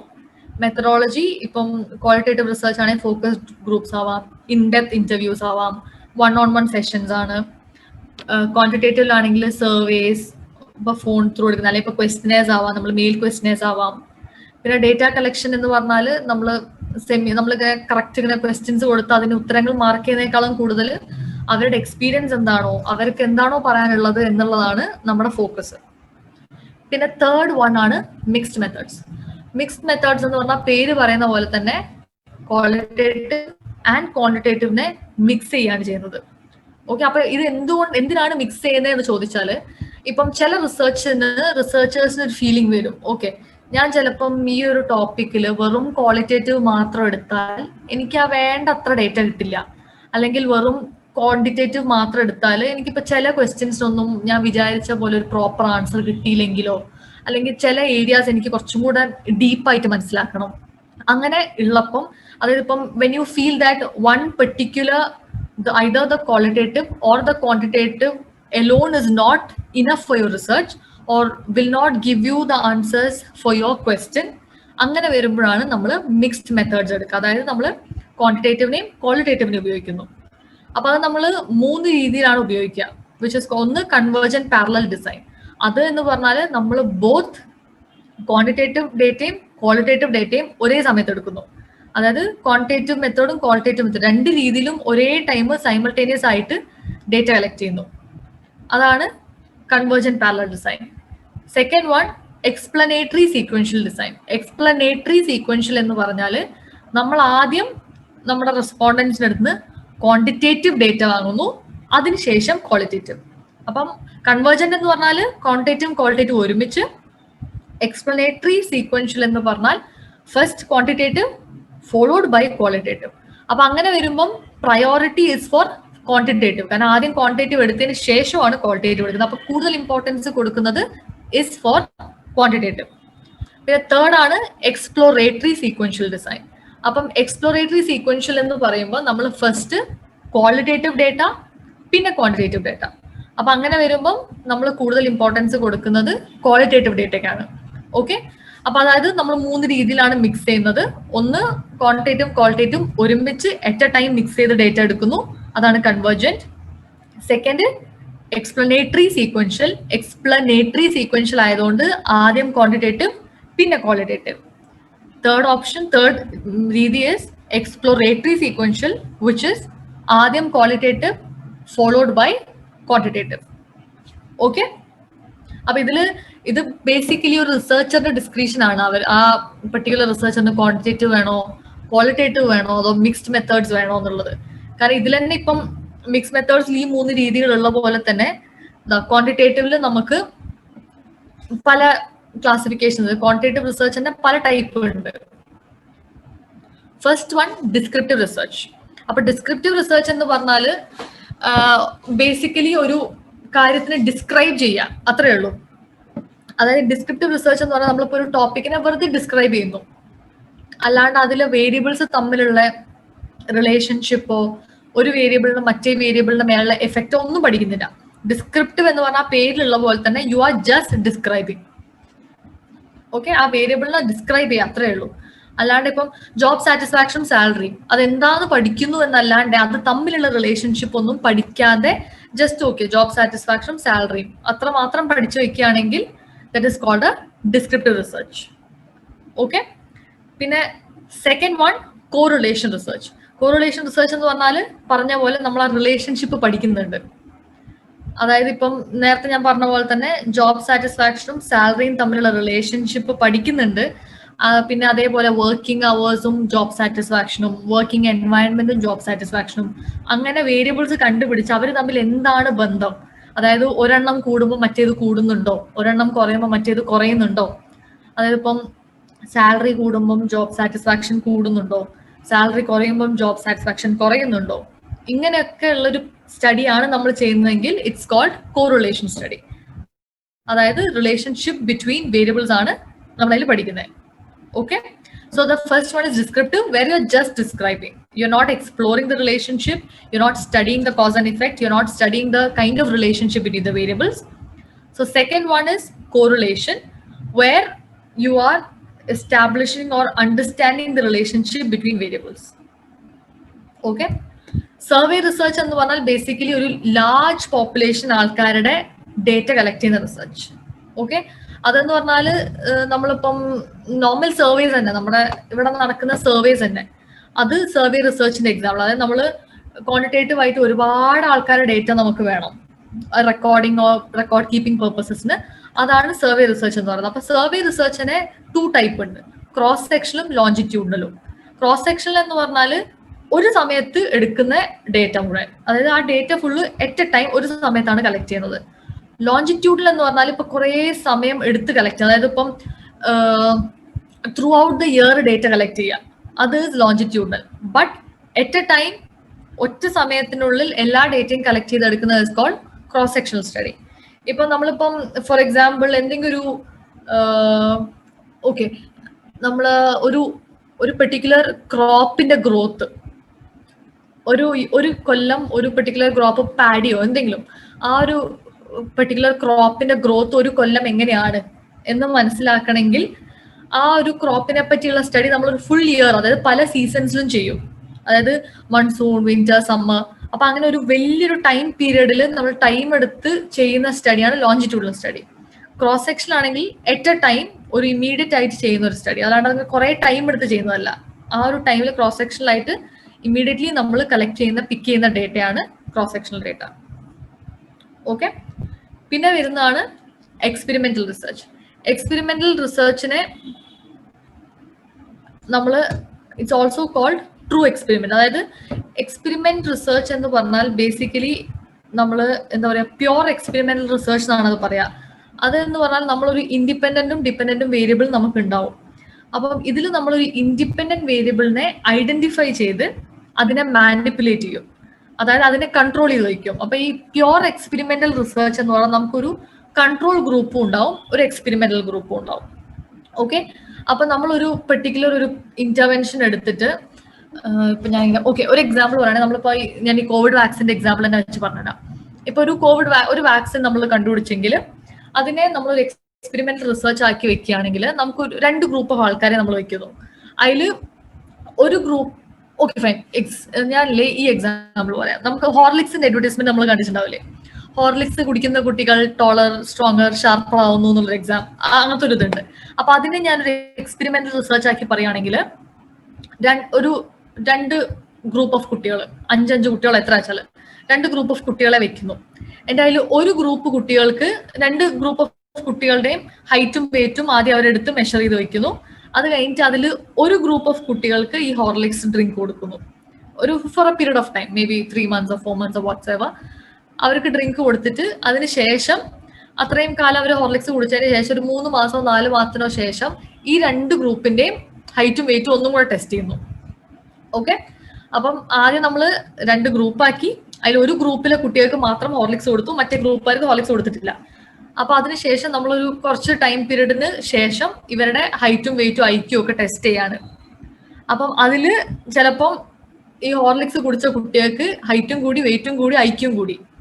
അപ്പൊ അങ്ങനെ വരുമ്പം ഇങ്ങനത്തെ ഒരു കൈൻഡ് ഓഫ് സ്റ്റഡീനെയാണ് നമ്മൾ എക്സ്പെരിമെന്റൽ റിസർച്ച് എന്ന് പറയുന്നത്. അതായത് നമ്മൾ 2 ഗ്രൂപ്പ് എടുക്കുന്നുണ്ട്, അതില് ഒരു ഗ്രൂപ്പ് കുട്ടികൾക്ക് കൺട്രോൾ ഗ്രൂപ്പും എക്സ്പെരിമെന്റൽ ഗ്രൂപ്പും ഉണ്ട്. എക്സ്പെരിമെന്റൽ ഗ്രൂപ്പിലുള്ളവർക്ക് നമ്മൾ ഈ എക്സ്പെരിമെന്റ് കൊടുക്കുന്നു, അതായത് ഈ ഹോർലിക്സ് കൊടുക്കുന്നു. എന്നിട്ട് കുറച്ച് കാലത്തിന് ശേഷം ഈ മറ്റേ കൺട്രോൾ ഗ്രൂപ്പിന് ഒന്നും കൊടുത്തിട്ടില്ല, അവര് നോർമലി ഉള്ള പോലെ തന്നെയാണ്. എക്സ്പെരിമെന്റൽ ഗ്രൂപ്പിനാണ് നമ്മൾ ഈ ഹോർലിക്സ് എന്ന് പറയുന്ന ഈ ഒരു വേരിയബിളിനെ അവരെ മേലെ കൊടുത്തേ. എന്നിട്ട് കുറച്ച് കാലത്തിന് ശേഷം നമ്മൾ അവരുടെ ഹൈറ്റ്, വെയിറ്റ്, ഐക്യു എന്നുള്ളത് ചെക്ക് ചെയ്യുമ്പോൾ അങ്ങനത്തെ ഒരു പ്രോസസ്സ്, അതായത് ഒരു ഇന്റർവെൻഷൻ എന്നുള്ള രീതിയിൽ നമ്മൾ കൊടുത്തിട്ട് ചെക്ക് ചെയ്യാണ് ചെയ്യുന്നത്. അപ്പം അങ്ങനെ വരുന്ന ഒരു സ്റ്റഡീനെയാണ് നമ്മൾ എക്സ്പെരിമെന്റൽ സ്റ്റഡി എന്ന് പറയുന്നത്. Where you have a control group and experimental group. അതിലൊരു വേരിയബിളിനെ മാനിപ്പുലേറ്റ് ചെയ്തിട്ട് നമ്മൾ അതിന്റെ എഫക്റ്റ് പഠിക്കുക ചെയ്യുന്നത്. ഓക്കെ, അതേപോലെ അതിന്റെ വേറൊരു ഫോമാണ് ക്വാസി എക്സ്പെരിമെന്റൽ എന്ന് പറയുന്നത്. അപ്പൊ ഈ ക്വാസി എക്സ്പെരിമെന്റൽ എന്ന് പറയുന്നത് അതിൽ ബേസിക്കലി നമ്മൾ കൺട്രോൾ ഗ്രൂപ്പും എക്സ്പെരിമെന്റൽ ഗ്രൂപ്പും ഉണ്ടാവില്ല. അതിന് ജസ്റ്റ് ഒരു ഗ്രൂപ്പേ ഉണ്ടാവുള്ളൂ. മാനിപ്പുലേറ്റ് ചെയ്യാണ്ട് നമ്മൾ ജസ്റ്റ് ഓക്കെ ഒരു ഡിപ്പെൻഡന്റ് മേലുള്ള എഫക്റ്റ് എന്താണ് അത്രേ നമ്മൾ പഠിക്കുന്നുള്ളൂ. മറ്റേന്റെ പോലെ ഒരു ഗ്രൂപ്പിന് ഒരു എക്സ്പെരിമെന്റ് കൊടുത്തു, മറ്റേ ഗ്രൂപ്പിന് കൊടുത്തില്ല, അങ്ങനെയല്ല. ഇത് എന്ന് പറഞ്ഞാൽ നമ്മളൊരു ഇന്റർവെൻഷൻ കൊടുക്കുവാണെങ്കിൽ ഒരു ഗ്രൂപ്പിന് കൊടുക്കും. പ്രീ ആൻഡ് പോസ്റ്റ് ആണ് നമ്മൾ എടുക്കുക. പ്രീ എക്സ്പെരിമെന്റൽ ഗ്രൂപ്പ് ഉണ്ടാവും, പോസ്റ്റ് എക്സ്പെരിമെന്റൽ ഗ്രൂപ്പ് ഉണ്ട്. ജസ്റ്റ് വൺ ഗ്രൂപ്പേ ഉണ്ടാവുള്ളൂ. നമ്മുടെ എക്സ്പെരിമെന്റൽ റിസർച്ചിൽ we had 2 groups. We had a control and experimental group. പക്ഷെ ക്വാസി എക്സ്പെരിമെന്റലിൽ നമുക്ക് അങ്ങനെ 2 ഗ്രൂപ്പ്സ് ആയിട്ട് ഉണ്ടാവില്ല. ഓക്കെ, പിന്നെ വി ഹാവ് ക്വാളിറ്റേറ്റീവ് റിസർച്ച്. അതെന്ന് പറഞ്ഞാൽ നമുക്ക് ethnographic, narrative, case study, phenomenological, ground theory, ഇതൊക്കെയാണ് വരുന്നത്. അപ്പൊ ഈ എത്നോഗ്രാഫിക് എന്ന് പറഞ്ഞാൽ ആ റിസർച്ചർ ആ ടാർഗറ്റ് പാർട്ടിസിപ്പൻസിന്റെ കൂടെ ഉണ്ടാവണം. അതായത് നമ്മൾ അത് ബേസിക്കലി ഒരു ഒബ്സർവേഷൻ അല്ലെങ്കിൽ അവരെ കൂടെ ജീവിച്ചിട്ടാണ് നമ്മൾ അവരെ പഠിക്കുന്നത്. അതാണ് എത്നോഗ്രാഫിക്. ഇത് കൂടുതൽ നമ്മൾ ചെയ്യുക നമ്മളിപ്പോ ഒരു പെർട്ടിക്കുലർ ട്രൈബൽ ഗ്രൂപ്പിനെ പഠിക്കാൻ ആഗ്രഹിക്കുകയാണ്, അല്ലെങ്കിൽ അങ്ങനെ ഏതെങ്കിലും ഒരു പെർട്ടിക്കുലർ കൾച്ചറൽ ഫോളോ ചെയ്യുന്ന ഒരു ഗ്രൂപ്പ്, അല്ലെങ്കിൽ ഒരു പെർട്ടിക്കുലർ ട്രൈബൽ കമ്മ്യൂണിറ്റി, അങ്ങനെ ഒരു വളരെ ക്ലോസ് ആയിട്ടുള്ള ഒരു കമ്മ്യൂണിറ്റിനെ പഠിക്കാനാണ് നമ്മൾ ഇത് യൂസ് ചെയ്യുക. അതായത് അവരുടെ ലൈഫ് സ്റ്റൈല്, അവരുടെ നമ്മുടെ എന്താ പറയാ, അവരുടെ ഹാബിറ്റ്സ്, ലൈഫ് സ്റ്റൈല്, അവരുടെ ഫെസ്റ്റിവൽ സെലിബ്രേഷൻ, അങ്ങനത്തെ ഓരോ കാര്യങ്ങൾ പഠിക്കാൻ വേണ്ടിയാണ് നമ്മൾ എത്നോഗ്രാഫിക് എടുക്കുന്നത്. അപ്പൊ നമ്മൾ അവരുടെ കൂടെ ആ റിസർച്ചർ എന്ന് പറഞ്ഞാൽ അവരിൽ ഒരാളായി നിന്നിട്ടാണ് സ്റ്റഡി ചെയ്യുന്നത്. That is called ethnographic study. പിന്നെ second one is a narrative one. Narrative എന്ന് പറഞ്ഞാൽ നമ്മൾ സ്റ്റോറി പോലെ തന്നെ, നെറേഷൻ പോലെ തന്നെ, നമ്മൾ ഇപ്പൊ എന്തെങ്കിലും ഒരു പെർട്ടിക്കുലർ ഇൻസിഡന്റിനെ പറ്റിയോ എന്തെങ്കിലും ഒരു ഇവന്റിനെ പറ്റിയോ ആണ് നമുക്ക് പഠിക്കേണ്ടതെങ്കിൽ ജസ്റ്റ് 1-2 ആൾക്കാരോട് ചോദിക്കും. ഇപ്പൊ ആ ഇവന്റ് എക്സ്പീരിയൻസ് ചെയ്തവർ അല്ലെങ്കിൽ ആ ഇവന്റ് വിറ്റ്നസ് ചെയ്തവരോട് നമ്മൾ ചോദിക്കുകയാണ്, ഓക്കെ എന്താണ് ഉണ്ടായത്. അപ്പൊ അങ്ങനെ എമേർജ് ചെയ്യുന്ന ഒരു സ്റ്റഡിയാണ് നെറേറ്റീവ്. അതായത് അവര് പറയുന്ന കഥയാണ് നമ്മൾ എടുക്കുന്നത്, അവര് നെറേറ്റ് ചെയ്യുന്ന ആ സ്റ്റോറിയാണ് നമ്മൾ റിസർച്ച് ആക്കി എടുക്കുന്നത്. ഓക്കെ, പിന്നെ വരുന്നത് കേസ് സ്റ്റഡി. കേസ് സ്റ്റഡി എന്ന് പറഞ്ഞാൽ നമ്മൾ ഒരു ഇൻഡിവിജ്വലിനെ അറ്റ് എ ടൈമിൽ അവരെ ഡീപ്പായിട്ട് പഠിക്കുന്നു, മനസ്സിലാക്കുന്നു. ഇപ്പം ഫോർ എക്സാമ്പിൾ ഇപ്പൊ എന്തെങ്കിലും ഒരു വിക്ടിം ആവും, എന്താ ഞാൻ പറയാ, ഒരു അസോൾട്ട് അല്ലെങ്കിൽ ഒരു റേപ്പ് വിക്ടിം ആയിട്ടുള്ള ഒരു ആള്. അപ്പൊ ആ ആളെ നമ്മൾ ഡീപ്പായിട്ട് സ്റ്റഡി ചെയ്യാണ്. അപ്പൊ അങ്ങനെ വരുമ്പോൾ അതൊരു കേസ് സ്റ്റഡി. അതായത് ഇൻഡിവിജ്വൽ ലെവലിൽ നമ്മൾ ആ ആളെ ഇൻഡെപ്ത് ആയിട്ട് സ്റ്റഡി. ഇപ്പം ആ ഒരു പെർട്ടിക്കുലർ ഇൻസിഡന്റ് ഇഫക്റ്റോ അല്ലെങ്കിൽ അവര് എങ്ങനെ ആ ഒരു ഇൻസിഡന്റിനെ തരണം ചെയ്തു, എങ്ങനെയാണ് അവർ സൊസൈറ്റിയിലേക്ക് റീഇൻറ്റഗ്രേറ്റ് ചെയ്തത്, ഈ ആസ്പെക്ട്സ് ഒക്കെ പഠിക്കാനാണ് നമ്മളൊരു കേസ് സ്റ്റഡി നടത്തുന്നത്. ഒരാളെ ഒരു വ്യക്തിനെ വളരെ ഡീപ്പായിട്ട് മനസ്സിലാക്കുക എന്നുള്ളതാണ് case study. Okay, next we have phenomenological. അപ്പൊ ഇത് പേര് പറയുന്ന പോലെ തന്നെ നമ്മളൊരു ഫിനോമിനയാണ് പഠിക്കുന്നത്. അതായത് ഒരു പെർട്ടിക്കുലർ ഫിനോമിന. ഇപ്പം കേസ് സ്റ്റഡി എന്ന് പറയുമ്പോൾ നമ്മളൊരു ഇൻഡിവിജ്വലിനെയാണ് പഠിക്കുന്നത്. ഫിനോമിനോളജിക്കൽ എന്ന് പറഞ്ഞാൽ നമ്മളൊരു പെർട്ടിക്കുലർ ഫിനോമിന. ആ ഒരു ഫിനോമിനെ പറ്റി ഇപ്പം എന്തെങ്കിലും നടന്ന, ഇപ്പം ഏതെങ്കിലും ഒരു സ്ഥലത്താണ് ഒരു വോൾക്കാനിക് ഇറപ്ഷൻ, അപ്പൊ അതിനെ പറ്റി പഠിക്കുക. അതെങ്ങനെയായിരിക്കും ഉണ്ടായിട്ടുണ്ടാവുക, ആ വോൾക്കാനിക് ഇറപ്ഷൻ എന്തുകൊണ്ടായിരിക്കാം. അപ്പൊ അങ്ങനെ പഠിക്കുമ്പോൾ നമ്മൾ ആ പെർട്ടിക്കുലർ സ്ഥലത്ത് പോകുന്നു, അതിനെ വിറ്റ്നസ് ചെയ്യുന്നു, ആ ചുറ്റുവട്ടത്തുള്ള ആൾക്കാരോട് സംസാരിക്കുന്നു, അല്ലെങ്കിൽ ആ ഒരു ഇൻസിഡന്റിനെ പറ്റിയുള്ള ഡോക്യുമെന്റ്സ്, ന്യൂസ് പേപ്പേഴ്സ്, അങ്ങനത്തെ ആരൊക്കെയാണോ ഏതൊക്കെ സോഴ്സസ് ത്രൂ നിങ്ങൾക്ക് അതിനെ പറ്റിയുള്ള ഇൻഫർമേഷൻ കിട്ടാൻ പറ്റുമോ അവിടെ നിന്നൊക്കെ ഡേറ്റ കളക്ട് ചെയ്യുന്നു. That is called phenomenological. പിന്നെ ലാസ്റ്റ് വൺ ആണ് ഗ്രൗണ്ടഡ് തിയറി. ഗ്രൗണ്ടഡ് തിയറി എന്ന് പറഞ്ഞാൽ പേര് പോലെ തന്നെ അതിന്റെ മെയിൻ എയിം തിയറി ജനറേറ്റ് ചെയ്യുക എന്നുള്ളതാണ്. ബാക്കി നമ്മൾ കണ്ട റിസർച്ചുകളിൽ ആ ഒരു റിസർച്ച് ഡിസൈനിൽ കമ്പാരിറ്റീവ്ലി ടഫർ ആയിട്ടുള്ള ഒന്നാണ് ഗ്രൗണ്ടഡ് തിയറി. കാരണം നമ്മുടെ aim is to generate a theory. ഒരു തിയറി ഉണ്ടാക്കുക എന്നുള്ളതാണ്. അറ്റ് ദി എൻഡ് റിസൾട്ട് നമുക്കൊരു തിയറിയാണ് വേണ്ടത് ഗ്രൗണ്ടഡ് തിയറി റിസർച്ചിൽ. അപ്പൊ ഈ ഗ്രൗണ്ടഡ് തിയറി റിസർച്ച് എന്ന് പറഞ്ഞാൽ വളരെ ഇലാബറേറ്റ് ആയിട്ടുള്ള ടൈം കൺസ്യൂമിങ് ആയിട്ടുള്ള ഒരു പ്രൊസീജിയറാണ്. കാരണം നമ്മളിപ്പോ എന്തെങ്കിലും ഒരു ഇവന്റിനെ ആദ്യം പിക്കപ്പ് ചെയ്തു, എന്നിട്ട് അത് എന്തുകൊണ്ട് ഉണ്ടായി എന്നുള്ളത് നമ്മൾ തിയറിയാണ് ആക്കുന്നത്. വെറും ഒരു ഫൈൻഡിങ് ഓഫ് ഫാക്ടോ അല്ല, നമ്മൾ അതിന്റെ ബേസിസ് ഒരു തിയറിയാണ് ഡെവലപ്പ് ചെയ്യുന്നത്. സോ അതുകൊണ്ട് തന്നെ ഈ ഗ്രൗണ്ടഡ് തിയറി എന്ന് പറഞ്ഞാൽ ഭയങ്കര ടൈം കൺസ്യൂമിങ് ആയിട്ട് at the end you need to have a theory. That is called grounded theory research. Okay, കുറച്ച് ഫാസ്റ്റ് ആയി പോകണോ? നമ്മൾ ഇനിയുള്ളത് സാമ്പിളിംഗ് മെത്തേഡ്സ് ആണ്. അപ്പൊ ഞാൻ പറഞ്ഞ പോലെ തന്നെ നമ്മളിപ്പോൾ റിസർച്ചിൽ നമുക്ക് ആരെയാണ് നമ്മൾ ഏത് പെർട്ടിക്കുലർ ഗ്രൂപ്പുകാരാണ് എടുക്കേണ്ടതെന്ന് കണ്ടുപിടിച്ച് കഴിഞ്ഞാൽ അവരിൽ നിന്ന് എങ്ങനെ പിക്ക് ചെയ്യും എന്നുള്ളതാണ് നമ്മൾ സാമ്പിളിങ്ങിലൂടെ ചെയ്യുന്നത്. അപ്പോൾ we have 2 types of sampling, which is called probability and non-probability. Probability sampling എന്ന് പറഞ്ഞാൽ ആ സാമ്പിളിംഗ് വരുമ്പം എവ്രി പേഴ്സൺ ഓർ എവ്രി നമ്മൾ ആ ഒരു സാമ്പിൾ ഫ്രെയിമിലുള്ള എല്ലാവർക്കും has A equal chance of being selected. അതിൽ ആരെ വേണേൽ നമുക്ക് സെലക്ട് ചെയ്യാം. അതൊരു എല്ലാവർക്കും ഈക്വൽ ചാൻസ് ഉണ്ട് സെലക്ട് ചെയ്യാം. നോൺ പ്രോബബിലിറ്റി എന്ന് പറഞ്ഞാൽ എല്ലാവർക്കും ഈക്വൽ ചാൻസ് ഇല്ല സെലക്ട് ആവുന്നതിന്. റിസർച്ചറിന്റെ താല്പര്യത്തിൽ എടുക്കുന്നതാണ് നോൺ പ്രോബബിലിറ്റി. പക്ഷെ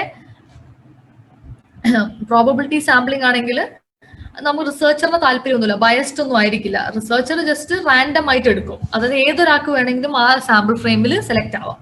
ഓക്കെ, സോ പ്രോബബിലിറ്റി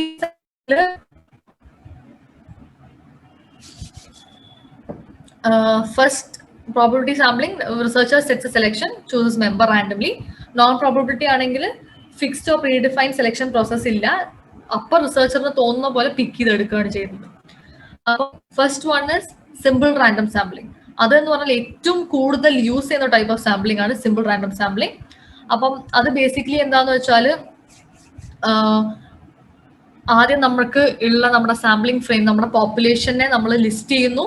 എന്നിട്ട് അതൊന്ന് റാൻഡം ആയിട്ട് എടുക്കുക. നമ്മളിപ്പം ഈ ലോട്ട് ഇട്ട് എടുക്കുന്ന പോലെ ഇപ്പൊ നമ്മളിപ്പോ ക്ലാസ്സിൽ നമ്മൾ ഈ ക്രിസ്മസ് ഫ്രണ്ട് ഒക്കെ കളിക്കാൻ വേണ്ടിയിട്ട് നമ്മൾ എല്ലാ സ്റ്റുഡൻസിന്റെയും പേര് ലോട്ട് ചെയ്യും. എന്നിട്ട് അതിൽ നിന്ന് ഓരോരുത്തർ ഇഷ്ടമുള്ള എടുക്കല്ലേ ചെയ്യുന്നത്. അതായത് ആരെ വേണമെങ്കിലും കിട്ടാം. അതാണ് സിമ്പിൾ റാൻഡം സാമ്പിളിംഗ്. ഓക്കെ, പിന്നെ ക്ലസ്റ്റർ സാമ്പിളിംഗ് എന്ന് പറഞ്ഞാൽ വേറൊന്നുണ്ട്. ക്ലസ്റ്റർ സാമ്പിളിംഗ് എന്ന് പറഞ്ഞാൽ ആ മെത്തേഡിൽ റിസർച്ചർ ആദ്യം എല്ലാ എൻറ്റയർ പോപ്പുലേഷനെ വേറെ വേറെ ക്ലസ്റ്റർ ആക്കി ഡിഫൈൻ ചെയ്യും. ആരൊക്കെയോ സ്ക്രീനിൽ കുത്തി വരയ്ക്കുന്നുണ്ട്. ഓക്കെ, സോ ക്ലസ്റ്റർ സാമ്പിളിംഗ് എന്ന് പറഞ്ഞാൽ ഒരു റിസർച്ചർ ഒരു എൻറ്റയർ പോപ്പുലേഷനെ ചില കാറ്റഗറീസിന്റെ ബേസിസിൽ ക്ലസ്റ്റർ ആക്കും. അതായത് ഇതാ ഇപ്പൊ പറഞ്ഞ പോലെ ഏജ്, സെക്സ്, ലൊക്കേഷൻ അങ്ങനെ പല പല ക്ലസ്റ്റർ ആക്കി ഡിവൈഡ് ചെയ്തിട്ട് അതൊന്ന് സാമ്പിൾ എടുക്കും. അതാണ് ക്ലസ്റ്റർ സാമ്പിളിംഗ്. അതായത് ഇപ്പം ക്യാരക്ടറിസ്റ്റിക്സിന്റെ ബേസിസിൽ ആദ്യം ഡിഫൈൻ ചെയ്യും. ഇപ്പം ഒരു ക്ലാസ്സിലെ സ്റ്റുഡൻസിന്റെ മാർക്കിന്റെ സ്റ്റഡിയാണ് ചെയ്യുന്നതെങ്കിൽ ഇപ്പം ഫസ്റ്റ് ആ ക്ലാസ്സിലെ സ്റ്റുഡൻസിനെ അവരുടെ ജെൻഡറിന്റെ ബേസിസിൽ, അതായത് അവരെ മെയിൽ ഫീമെയിൽ എന്നുള്ള പോലെ ക്ലാസിഫൈ ചെയ്യുക. എന്നിട്ട് അവരിന്ന് ഡേറ്റ എടുക്കുക. അതാണ് ക്ലസ്റ്റർ സാമ്പിളിംഗ്. പിന്നെ വരുന്നതാണ് സിസ്റ്റമാറ്റിക് റാൻഡം സാമ്പിളിംഗ്. അതെന്ന് പറഞ്ഞാൽ I think I can show you with a picture.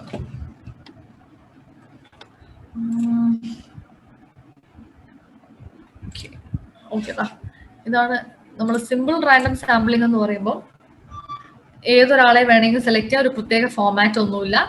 പിന്നെ സിസ്റ്റമാറ്റിക് സാമ്പിളിംഗ് എന്ന് പറയുമ്പോൾ നമ്മൾ നോക്കുവാണെങ്കിൽ ഇപ്പം എന്തായാലും സെക്കൻഡ് ഇമേജ് നോക്കുവാണെങ്കിൽ സിസ്റ്റമാറ്റിക്കിലെ ഒരു ഫിക്സ്ഡ് നമ്പർ, അതായത് nth നമ്പർ ആളെ, അതായത് ഇപ്പം നമ്മളിപ്പോ ഒരു ക്ലാസ്സിലെ കുട്ടികളെ നമ്മളിപ്പോ ഒരു ഫോർ എക്സാമ്പിൾ എങ്ങനെ ലൈനിൽ നിർത്താന്ന് വിചാരിക്കാം.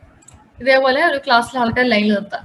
എല്ലാ 5ാമത്തെ ആളെയും സെലക്ട് ചെയ്യാന്നാണ് റിസർച്ചർ തീരുമാനിച്ചത്. അതായത് 1, 2, 3, 4 ഈ 5th ആളെ എടുക്കുന്നു, 6, 7, 8, 9, 10 പിന്നത്തെ 10ാം.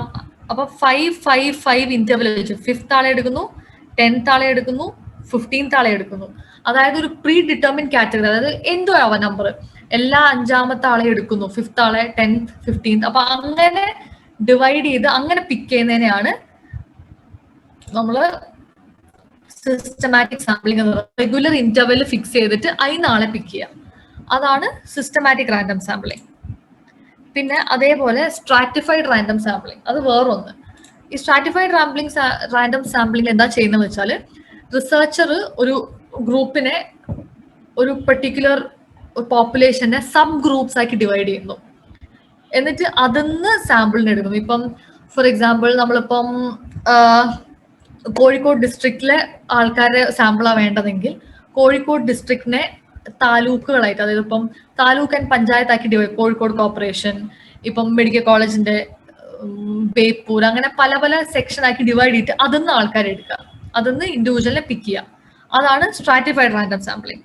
പക്ഷെ at the same time cluster sampling ആണെങ്കിൽ നമ്മൾ ഡിവൈഡ് ചെയ്തിട്ട് ആ ഹോൾ ക്ലസ്റ്ററിനെ മൊത്തമായിട്ട് എടുക്കുന്നുണ്ട്. സ്ട്രാറ്റിഫൈഡ് ആണെങ്കിൽ ഇങ്ങനെ ക്ലസ്റ്റർ ആക്കിയിട്ട് അതിന് ഇൻഡിവിജ്വലിനെ എടുക്കുന്നത്. പക്ഷെ ക്ലസ്റ്റർ സാമ്പിളിംഗ് ആവുമ്പോൾ നമ്മൾ അതിൽ ഹോൾ ക്ലസ്റ്ററിനെ മൊത്തം അങ്ങോട്ട് എടുക്കുന്നുണ്ട്. സ്റ്റഡിയിൽ. ഓക്കെ, പിന്നെ അടുത്താണ് ഇനി വരുന്നതാണ് നോൺ പ്രോബബിലിറ്റി സാമ്പിളിംഗ്. ഈ സാമ്പിളിങ്ങിന്റെ ഒരുപാട് ക്വസ്റ്റ്യൻസ് വരാറുണ്ട്. കൂടുതലും വരാറ് എങ്ങനെയാന്ന് വെച്ചാൽ ഇതിൽ ഓഡ് വൺ ഔട്ട് കണ്ടുപിടിക്കാൻ പറഞ്ഞിട്ട് ചിലപ്പം 4 പ്രോബബിലിറ്റി സാമ്പിളിംഗ് ഇടും, ഒരു കോട്ട സാമ്പിളിംഗ് അല്ലെങ്കിൽ നോൺ പ്രോബബിലിറ്റിനെ ഇടും. അപ്പൊ അങ്ങനത്തെ ക്വസ്റ്റ്യൻസ് ഒരുപാട് വരാറുണ്ട്. ചിലപ്പോൾ മാച്ച് ദ ഫോളോയിങ്ങിൽ വരാറുണ്ട്, അല്ലെങ്കിൽ ഈ പ്രോബബിലിറ്റിയിൽ ഒരെണ്ണം തന്ന് നോൺ പ്രോബബിലിറ്റി വേറെ തരും. അപ്പൊ അതിലെ ഓഡ് വൺ ഔട്ട് എന്നൊക്കെ പിക്ക് ചെയ്യാൻ പറഞ്ഞിട്ട് വരാറുണ്ട്. അപ്പൊ നമുക്ക് ആ ക്ലാസിഫിക്കേഷൻ കറക്റ്റ് അറിയണം. പിന്നെ വരുന്നതാണ് ഈ നോൺ പ്രോബബിലിറ്റി സാമ്പിളിംഗ്.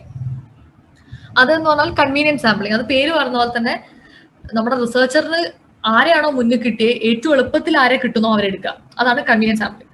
അപ്പം ഇത് ഏറ്റവും കൂടുതൽ യൂസ് ചെയ്യുന്ന ഒരു ഗ്രൂപ്പ് ഓഫ് ആൾക്കാരെന്ന് പറഞ്ഞാൽ ജേർണലിസ്റ്റുകളാണ്. അതിപ്പം ഫോർ എക്സാമ്പിൾ എന്തെങ്കിലും ഒരു പെർട്ടിക്കുലർ ഇഷ്യൂ കവർ ചെയ്യാൻ പോകുമ്പോൾ നമ്മൾ ടി വിയിൽ കണ്ടിട്ടില്ല, ആ ഭാഗത്ത് നിൽക്കുന്ന ഏതെങ്കിലും ഒരാളെ പിടിച്ചിട്ട് ഓക്കെ സാർ പറയൂ എന്താണ് ഇവിടെ ഉണ്ടായത് എന്നൊക്കെ പറയുന്നത്. അപ്പം അതേപോലെയാണ് കൺവീനിയൻസ് സാമ്പിളിംഗ്. ഏറ്റവും കൺവീനിയന്റ് ആയിട്ട് ഏറ്റവും എളുപ്പത്തിൽ ആരെ കിട്ടിയോ അവരെ എടുക്കുക, അതാണ് കൺവീനിയൻസ് സാമ്പിളിംഗ്. അപ്പൊ ജഡ്ജ്മെന്റൽ ഓഫ് പേർപ്പസസ് സാമ്പിളിംഗ് എന്ന് പറഞ്ഞാൽ നമ്മുടെ ആരെ വേണമെന്ന്, ഇപ്പൊ ഒരു ഗ്രൂപ്പ് ആൾക്കാരിന് ആരെ വേണമെന്ന് തീരുമാനിച്ച് അവരെ എടുക്കുക. കൺവീനിയൻസ് സാമ്പിളിംഗ് എന്ന് പറഞ്ഞാൽ ഏറ്റവും എളുപ്പത്തിൽ കിട്ടിയവരെ എടുക്കുക. ജഡ്ജ്മെന്റൽ ഓഫ് പേർപ്പസസ് സാമ്പിളിംഗ് എന്ന് പറഞ്ഞാൽ നമ്മുടെ സ്റ്റഡിക്ക് ഓക്കെ ഈ ആള് മതി എന്ന് പറഞ്ഞിട്ട് അവരെ പിക്ക് ചെയ്യുക. നമ്മളൊരു ജഡ്ജ്മെന്റൽ മൈൻഡ് ആയിട്ട് ഓക്കെ ഈ ആളെ എടുക്കാം ആ ആളെ എടുക്കാം, നമ്മൾ ആദ്യം ഫിക്സ് ചെയ്യുന്നുണ്ട്, അവരെ എടുക്കുക. ഓക്കെ, പിന്നെ വരുന്നതാണ് സ്നോബോൾ സാമ്പിളിംഗ്. സ്നോബോൾ സാമ്പിളിംഗ് എന്ന് പറഞ്ഞാൽ അത് കൂടുതലും അങ്ങനത്തെ സ്റ്റഡി, സ്നോബോൾ സാമ്പിളിംഗ് കൂടുതലും എടുക്കുന്നത് ഈ ഡേറ്റ കിട്ടാൻ ബുദ്ധിമുട്ടുള്ള ടോപ്പിക്കുകൾ, അല്ലെങ്കിൽ ഭയങ്കര സെൻസിറ്റീവ് ആയിട്ടുള്ള അധികം ആരും ഓപ്പൺലി പറയാത്ത ടോപ്പിക്സിലാണ് നമ്മൾ ഈ സ്നോബോൾ സാമ്പിളിംഗ് എടുക്കുക. ഫോർ എക്സാമ്പിൾ അത് സ്നോബോൾ സാമ്പിളിംഗ് ഇങ്ങനെയാണ് വരുന്നത്. അതായത് ഇപ്പൊ റിസർച്ചർ ആദ്യം ഒരാളെ പോയി കാണുന്നു, എന്നിട്ട് അവരുടെ അടുത്ത് ഇപ്പം എന്താ പറയാ HIV AIDS റിലേറ്റഡ് ആയിട്ട് അതാണ് ചെയ്യുന്നത്. ഇപ്പൊ HIV AIDS റിലേറ്റഡ് ആയിട്ടുള്ള ആൾക്കാരാണ് വേണ്ടത്. അപ്പൊ അവരെ അങ്ങനെ പെട്ടെന്ന് നമുക്ക് ആക്സസ് കിട്ടിയെന്ന് വരില്ല, അപ്പൊ നമുക്ക് എല്ലാവരും അറിയണമെന്നില്ല. അപ്പൊ നമ്മൾ ആദ്യം HIV AIDS ഉള്ള ഒരാളെടുത്ത് പോയിട്ട് ഡേറ്റ കളക്ട് ചെയ്യാണ്. ഒരാളെ നമുക്ക് കിട്ടി, അപ്പൊ ആ ആളെടുത്ത് നമ്മൾ ഡേറ്റ കളക്ട് ചെയ്യാണ്. എന്നിട്ട് ആ ആളാണ് നമ്മളെ അടുത്ത ആളുടെ അടുത്തേക്ക് ലീഡ് ചെയ്യുന്നത്. അപ്പൊ ആ ആൾ നമ്മളോട് പറയണം ഓക്കെ ഫൈൻ എനിക്കറിയുന്ന ഇങ്ങനെ AIDS ഉള്ള വേറൊരാളുണ്ട് എന്ന് പറയും. അപ്പൊ നമ്മൾ ആ രണ്ടാമത്തെ ആളെടുത്ത് പോകും. അപ്പൊ നമ്മൾ അവരോട് സംസാരിക്കുന്നു. അപ്പൊ അവര് പറയും ഓക്കെ എനിക്ക് അറിയുന്ന വേറെ കുറച്ച് ആൾക്കാരുണ്ട് ഈ ഇതേ പ്രശ്നമുള്ള. അപ്പൊ നമ്മൾ അങ്ങനെ അവരെടുത്തിരിക്കുന്നു. അത് ഇമേജിൽ കാണുന്ന പോലെ ആദ്യം ഒരാളത്ത് ഡാറ്റ കളക്ട് ചെയ്യുമ്പോൾ അവര് ചിലപ്പം ഓക്കെ വേറൊരാൾക്കുണ്ട്, അപ്പൊ നമ്മൾ ആളെടുത്ത് പോകും. അവർ പറയും ഓക്കെ ഇതാ എനിക്ക് അറിയുന്ന കുറച്ച് ആൾക്കാരും കൂടെ ഉണ്ട്. അങ്ങനെ ഒരു സ്നോബോൾ പോലെ, നമ്മൾ ഈ സ്നോബോൾ കണ്ടിട്ടില്ലേ ഇങ്ങനെ ഈ മഞ്ഞുകട്ട ഇങ്ങനെ the more it rolls down അതിന്റെ വീതി കൂടി പോകും. നമ്മൾ മലയിൽ നിന്ന് ഇങ്ങനെ താഴോട്ടേക്ക് വരുമ്പോ അതേ ഒരാളാണ് നമ്മളെ അടുത്ത ആളുടെ അടുത്തേക്ക് ലീഡ് ചെയ്യുന്നത്. ഓക്കെ, പിന്നെ വരുന്നതാണ് കോട്ട സാമ്പിളിംഗ്. കോട്ട സാമ്പിളിംഗ് എന്ന് പറഞ്ഞാൽ അതെന്ന് പറഞ്ഞാൽ ഇതും പ്രീസെറ്റ് സ്റ്റാൻഡേർഡ്സ് ആണ്. നമ്മൾ തീരുമാനിക്കും ഇങ്ങനെ ആരെ ഏത് പെർട്ടിക്കുലർ ഗ്രൂപ്പിലെ ആൾക്കാരെയാണ് വേണ്ടതെന്ന്. പക്ഷെ അപ്പോഴും നമ്മൾ ഈ റാൻഡം പോലെ ഓക്കെ അതിന് ആരെ വേണമെങ്കിൽ എടുക്കാന്നുള്ളതല്ല. പക്ഷെ നമ്മളൊരു പെർട്ടിക്കുലർ കോട്ടയായിട്ട് അവരെ ഡിവൈഡ് ചെയ്യും, എന്തെങ്കിലും പെർട്ടിക്കുലർ ആട്രിബ്യൂട്ട്സ്. ഇപ്പം ഫോർ എക്സാമ്പിൾ നമ്മളിപ്പോ ഒരു ക്ലാസ് റൂമിന്റെ കാര്യം പറയുകയാണെങ്കിൽ നമ്മൾ അവിടുത്തെ കുട്ടികളെ റിസർവേഷൻസിന്റെ ബേസിസിൽ കാറ്റഗറൈസ് ചെയ്ത് അതിന് പിക്ക് ചെയ്യാം. അത് റാൻഡം ആയിട്ട് പിക്ക് ചെയ്യല്ല, നമുക്ക് അതിന് ഓക്കെ ഇന്ന ആൾക്കാരെ എടുക്കാന്ന് പറഞ്ഞിട്ട് ജസ്റ്റ് ആകെ ചെയ്യുന്ന ഒരു കാര്യം അവരെ ആദ്യം എന്തെങ്കിലും ഒരു ക്രൈറ്റീരിയന്റെ ബേസിസിൽ ക്ലാസിഫൈ ചെയ്യാം. ഓക്കെ, ഞാൻ കുറച്ച് ഫാസ്റ്റ് ആയിട്ട് പോവാം. നമ്മൾ 1 hour സെഷൻ ആയിരുന്നു. അപ്പം ഡേറ്റ കളക്ഷൻ ഞാൻ പറഞ്ഞ പോലെ തന്നെ നമ്മൾ ഡേറ്റ എടുക്കുന്നത് പ്രൈമറി ഡേറ്റയുണ്ട് സെക്കൻഡറി ഡേറ്റയുണ്ട്. പ്രൈമറി നമ്മൾ ആ ഒരു പെർട്ടിക്കുലർ നമ്മൾ ഒറിജിനലി കളക്ട് ചെയ്യുന്ന ഡേറ്റയാണ്. സെക്കൻഡറി എന്ന് പറഞ്ഞാൽ ഓൾറെഡി എക്സിസ്റ്റിംഗ് ആയിട്ടുള്ള ഡേറ്റയാണ്, അത് നമ്മൾ പിക്ക് ചെയ്യുക ചെയ്യുന്നത്. ഇപ്പൊ ഡേറ്റ നമുക്ക് interviews, question, surveys, observation, focus group, documents, അങ്ങനെ പല രീതിയിൽ നമ്മൾ ഡേറ്റ കളക്ട് ചെയ്യും. പിന്നെ വരുന്ന സ്റ്റേജ് ആണ് ഡേറ്റ അനാലിസിസ്.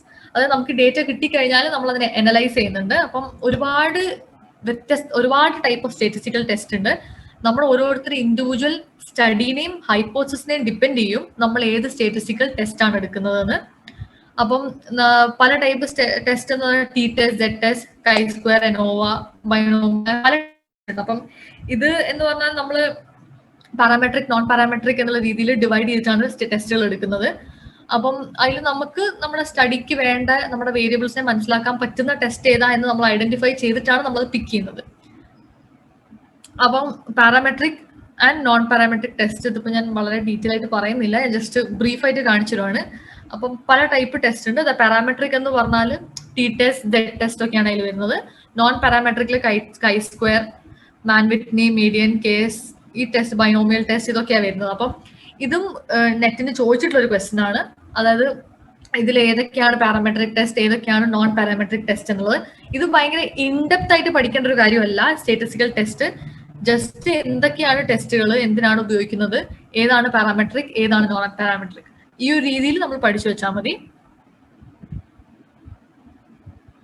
ഓക്കെ, ഇനി ഞാൻ ചെയ്യാൻ പോകുന്നത് എന്താ വെച്ചാൽ, നമ്മൾ ഇത്രയും കാലം, ഇനി ഞാൻ ഒരു കാര്യം പറയുന്നത്, ഇത് വളരെ ബേസിക് ആയിട്ടുള്ളൊരു ബ്രീഫ് ആയിട്ടൊരു കോഴ്സ് ആയിരുന്നു.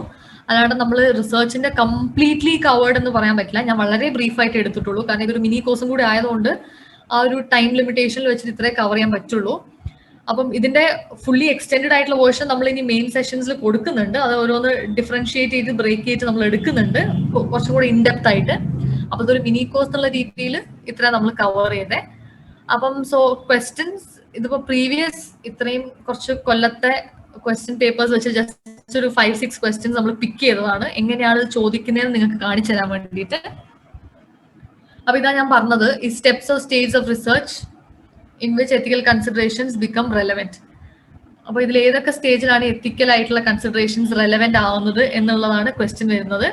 അപ്പൊ നമുക്ക് ഇതേപോലെ ഓപ്ഷൻസ് തന്നിട്ടുണ്ടാവും. അതിൽ നമുക്ക് ഏറ്റവും സൂട്ടബിൾ ആയിട്ടുള്ള ഓപ്ഷൻസ് ആണ് നമ്മൾ കണ്ടുപിടിക്കേണ്ടത്. ഓക്കെ, അതായത് ഏറ്റവും കൂടുതൽ എത്തിക്സ് ഇൻവോൾവ് ചെയ്യുന്ന സ്റ്റേജ്, ഒന്ന് നമ്മൾ ഡേറ്റ കളക്ട് ചെയ്യുമ്പോൾ, സെക്കൻഡ് നമ്മളത് ആ ഡേറ്റനെ പ്രസന്റ് ചെയ്യുമ്പോൾ, അതായത് അനലൈസ് ചെയ്യുമ്പോൾ, പിന്നെ വരുന്നത് അതിനെ റിപ്പോർട്ട് ചെയ്യുമ്പോൾ. നമ്മൾ പറയുന്നത് വെച്ചാൽ, നമ്മൾ കിട്ടുന്ന ഡേറ്റ, നമ്മൾ കളക്ട് ചെയ്യുന്ന ഡേറ്റനോട് നമ്മൾ കംപ്ലീറ്റ്ലി ഓണസ്റ്റ് ആയിരിക്കണം. നമ്മൾ എല്ലാ രീതിയിലും എത്തിക്കൽ കൺസിഡറേഷൻസ് വെച്ച് നമ്മുടെ റെസ്പോണ്ടൻസിനോടായാലും നമ്മുടെ റിസർച്ചിനോടായാലും നമ്മൾ എപ്പോഴും ഓണസ്റ്റ് ആയിരിക്കണം. എന്താണോ നമ്മുടെ റിസർച്ച് ഫൈൻഡിങ്സ് അത് നമ്മൾ റിപ്പോർട്ട് ചെയ്യണം. അല്ലാണ്ട് നമ്മൾ അതിനെ മാനിപ്പുലേറ്റ് ചെയ്യാനോ മാറ്റി എഴുതാനോ ഒന്നും ശ്രമിക്കരുത്. അപ്പൊ അതാണ് ഒരു എത്തിക്കൽ കൺസേൺസ് വരുന്ന ഭാഗത്തിൽ വരുന്നതാണ് ഇതൊക്കെ. പിന്നെ ഒരുപാട് വട്ടം വന്നിട്ടുള്ള ഒരു ക്വസ്റ്റ്യൻ ആണിത്. ഒരു ആക്ഷൻ റിസർച്ച് എന്ന് പറഞ്ഞാൽ എന്താണ്, അതിന്റെ ഒരു സ്ട്രാറ്റജി എന്താ വരുന്നത്, ഇത് ഒരുപാട് വട്ടം വന്നിട്ടുള്ള ഒരു ക്വസ്റ്റ്യൻ ആണ്. അപ്പൊ ഇതിന്റെ ഫോം വരുന്ന പ്ലാൻ, ആക്ട്, ഒബ്സർവ്, റിഫ്ലക്ട്. അതായത് നമ്മൾ ആദ്യം ഒരു പ്ലാൻ ഉണ്ടാക്കുന്നു, ആ പ്ലാൻ ഇംപ്ലിമെന്റ് ചെയ്യുന്നു, അത് കഴിഞ്ഞിട്ട് നമ്മൾ ഒബ്സർവ് ചെയ്യുന്നു. അതായത് നമ്മൾ ഉണ്ടാക്കിയ ആ ഒരു റിസർച്ചോ നമ്മുടെ ഫൈൻഡിങ്സോ അല്ലെങ്കിൽ നമ്മുടെ ഇൻവെൻഷൻ എന്താണെങ്കിലും അത് എഫക്റ്റീവ് ആവുന്നുണ്ടോ അത് നമ്മൾ ഒബ്സർവ് ചെയ്യുന്ന ഒരു ഫീഡ്ബാക്ക് പോലെ. എന്നിട്ട് നമ്മൾ അതിന് ഫീഡ്ബാക്ക് എടുത്ത് ഇവാലുവേറ്റ് ചെയ്ത് അതിന് കൂടുതൽ എന്താണ് നമുക്ക് ഇനി കൂടുതൽ അതിൽ ചെയ്യാൻ പോകുന്നത് എന്നുള്ളത് റിഫ്ലക്ട് ചെയ്യും. പിന്നെ വരുന്നതാണ് which of the following research types focuses on ameliorating a prevailing situation. അതായത് ഒരു എക്സിസ്റ്റിംഗ് സിറ്റുവേഷനെ മാറ്റാൻ ഓർ ഒരു ഇമ്മീഡിയറ്റ് ആയിട്ടുള്ള സൊല്യൂഷൻ, അങ്ങനത്തെ ഒരു situation research, that is action research. അപ്പൊ ഈ ടൈപ്പ് ഓഫ് ക്വസ്റ്റ്യൻസ് ആണ് കൂടുതലും വരുന്നത്. അതായത് ഒരു പെർട്ടിക്കുലർ റിസർച്ചിന്റെ ഒരു ഡെഫിനിഷൻ വെച്ചിട്ടോ ആ ഒരു രീതിയിലാണ് വരുന്നത്. പിന്നെയുള്ള ഒരു ക്വസ്റ്റ്യൻ ഇങ്ങനത്തെയാണ്, ഒരു റിസർച്ച് മെത്തഡോളജീന്റെ ഡീറ്റെയിൽ ഡിസ്ക്രിപ്ഷൻ വേണ്ടത് എവിടെയാണ് എന്നുള്ളതാണ്. അപ്പം അത് ഒബ്വിയസ് ആൻസർ ആണ്. ഒരു തീസിസിലോ ഡിസർട്ടേഷനിലോ ആണ് നമ്മൾ ഏറ്റവും അധികം ഒരു ഡീറ്റെയിൽ ഡിസ്ക്രിപ്ഷൻ ഓഫ് മെത്തഡോളജി വരുന്നത്. പിന്നെ ഒരു റിസർച്ച് തുടങ്ങണമെങ്കിൽ ഏറ്റവും മാൻഡേറ്ററി ആയിട്ടുള്ള ഒരു കാര്യം, ഏറ്റവും ഇനീഷ്യലി മാൻഡേറ്ററി ആയിട്ടുള്ള ഒരു കാര്യം, ഒരു റിസർച്ച് ക്വസ്റ്റ്യൻ ഉണ്ടാവും. അതായത് ഒരു റിസർച്ച് പ്രോബ്ലം, എന്തിനെ പറ്റിയാണ് റിസർച്ച് ചെയ്യുന്നത് എന്നുള്ളത് ഒരു വ്യക്തമായ ധാരണ ഉണ്ടാവണം ഒരു റിസർച്ച് തുടങ്ങുമ്പോൾ. പിന്നെ which of the following is true in the context of testing hypothesis. അതായത് ഹൈപ്പോത്തസിസ് ആണോ ടെസ്റ്റ് ചെയ്യുന്നത്, നൾ ഹൈപ്പോത്തസിസ് ആണോ നമ്മൾ ടെസ്റ്റ് ചെയ്യുന്നത്, രണ്ടും ടെസ്റ്റ് ചെയ്യുന്നുണ്ടോ അതോ രണ്ടും ടെസ്റ്റ് ചെയ്യുന്നില്ലേ, ഇതാണ് നമ്മുടെ ഓപ്ഷൻ. അപ്പൊ ഞാൻ പറഞ്ഞ പോലെ തന്നെ നമ്മൾ എപ്പോഴും ടെസ്റ്റ് ചെയ്യുന്നത് നൾ ഹൈപ്പോത്തസിസ് ആണ്. അതായത് രണ്ട് വേരിയബിൾസ് തമ്മിൽ ഒരു റിലേഷൻഷിപ്പും ഇല്ല എന്ന് പറയുന്ന ആ സ്റ്റേറ്റ്മെന്റിനെയാണ് നമ്മൾ ടെസ്റ്റ് ചെയ്യുന്നത്. ഓക്കെ, സോ ഐ ഹോപ്പ് ഞാനൊരു വളരെ ബ്രീഫായിട്ടെങ്കിലും നിങ്ങൾക്കൊരു ഇൻട്രൊഡക്ഷൻ എന്നുള്ള രീതിയിലെങ്കിലും I hope I help you out. ഇത് ഞാൻ പറഞ്ഞ പോലെ തന്നെ നമ്മുടെ വളരെ ബ്രീഫ് ആയിട്ടൊരു കോഴ്സാണ്. നമുക്ക് റിസർച്ച് എന്ന് പറഞ്ഞാൽ അത്ര വലിയ ഒന്നാണ്. നമുക്ക് ഇനിയും ഒരുപാട് അതിൽ പഠിക്കാനുണ്ട്. സോ ഐ ഹോപ്പ് ഈ ഒരു സെഷൻ വാസ് എഫക്റ്റീവ്. ഇതിലും കൂടുതൽ ഇൻഡെപ്ത് ആയിട്ട് നമ്മൾ മെയിൻ സെഷൻസ് കൊടുക്കുന്നുണ്ട്. ഇത് ജസ്റ്റ് ഒരു വെറും ഒരു ക്രാഷ് കോഴ്സ് പോലെ, ഒരു ഇൻട്രൊഡക്ഷൻ പോലെ മാത്രം വെച്ചതാണ്. So I hope it was useful എല്ലാവർക്കും. എന്തെങ്കിലും ആർക്കെങ്കിലും പറയാനുണ്ടെങ്കിൽ maybe I think we can probably give 2-3 minutes adine if you have any clarifications or anything of the sort. So ഇതിപ്പം നമ്മുടെ ഒരു നിങ്ങൾക്ക് അറിയാമെന്ന് വിചാരിക്കുന്നു, ദീക്ഷ is also having a complete full course for social work. അപ്പം നിങ്ങൾക്ക് ഈ സെഷൻ എഫക്റ്റീവ് ആണെന്ന് തോന്നുകയാണെങ്കിൽ, നിങ്ങൾക്ക് കൂടുതലും ഒരു ദീക്ഷ സപ്പോർട്ട് വേണമെങ്കിൽ പ്ലീസ് ഡു എൻറോൾ. നമ്മുടെ ഫുൾ കോഴ്സിന് നമ്മൾ പ്രോബബ്ലി ഒരു ജനുവരി 2nd or 3rd വീക്ക് ആകുമ്പോൾ തുടങ്ങും, റെഗുലർ കോഴ്സ് പോലെ. അപ്പം നിങ്ങൾക്ക് എല്ലാ മോഡ്യൂൾസും എല്ലാ സെഷൻസും അതിൽ കവർ ചെയ്യുന്നുണ്ട്. അപ്പോൾ നിങ്ങൾക്ക് അത് കുറച്ചും കൂടെ എഫക്റ്റീവ് ആയിരിക്കും, എസ്പെഷ്യലി നെറ്റ് JRF പ്രിപ്പറേഷന്. അപ്പോൾ നമ്മൾ ഓൾവേസ് എയിം ഫോർ JRF. അപ്പോൾ ഞങ്ങളുടെ ഭാഗത്ത് നിന്ന് എല്ലാ സപ്പോർട്ടും ഉണ്ടാവും. So if you feel that we can support you and we can help you, please do join ഞങ്ങളുടെ ഈ ഒരു സെഷന്. നമ്മുടെ if I am not wrong, നമ്മുടെ ഈ ക്ലാസ്സിന്റെ ലിങ്ക് യൂട്യൂബിൽ അവൈലബിൾ ആയിരിക്കാം, ഈ നമ്മുടെ ഈ മിനി കോഴ്സിന്റെ. അപ്പം നമുക്കിനി എന്തെങ്കിലും കോൺടാക്ട് ഡീറ്റെയിൽസ് എന്തെങ്കിലും വേണമെങ്കിൽ പ്ലീസ് ഡു കോൺടാക്ട്. നമ്മൾ Diksha is always there for support. നമ്മൾ പല പേപ്പേഴ്സിനും ക്ലാസ്സസ് കൊടുക്കുന്നുണ്ട്. We have paper 1, paper 2. അപ്പം നിങ്ങൾക്ക് വേണ്ട പേപ്പേഴ്സ് ആൻഡ് കോമ്പിനേഷൻസ് നിങ്ങൾക്ക് എടുക്കാം. അപ്പം സോഷ്യൽ വർക്കിനും നമ്മൾ കോച്ചിങ് കൊടുക്കുന്നുണ്ട്. അപ്പം please do enrol if you feel we can help you out. So ഇനിയിപ്പം I think we can wind up ആ സെഷൻ.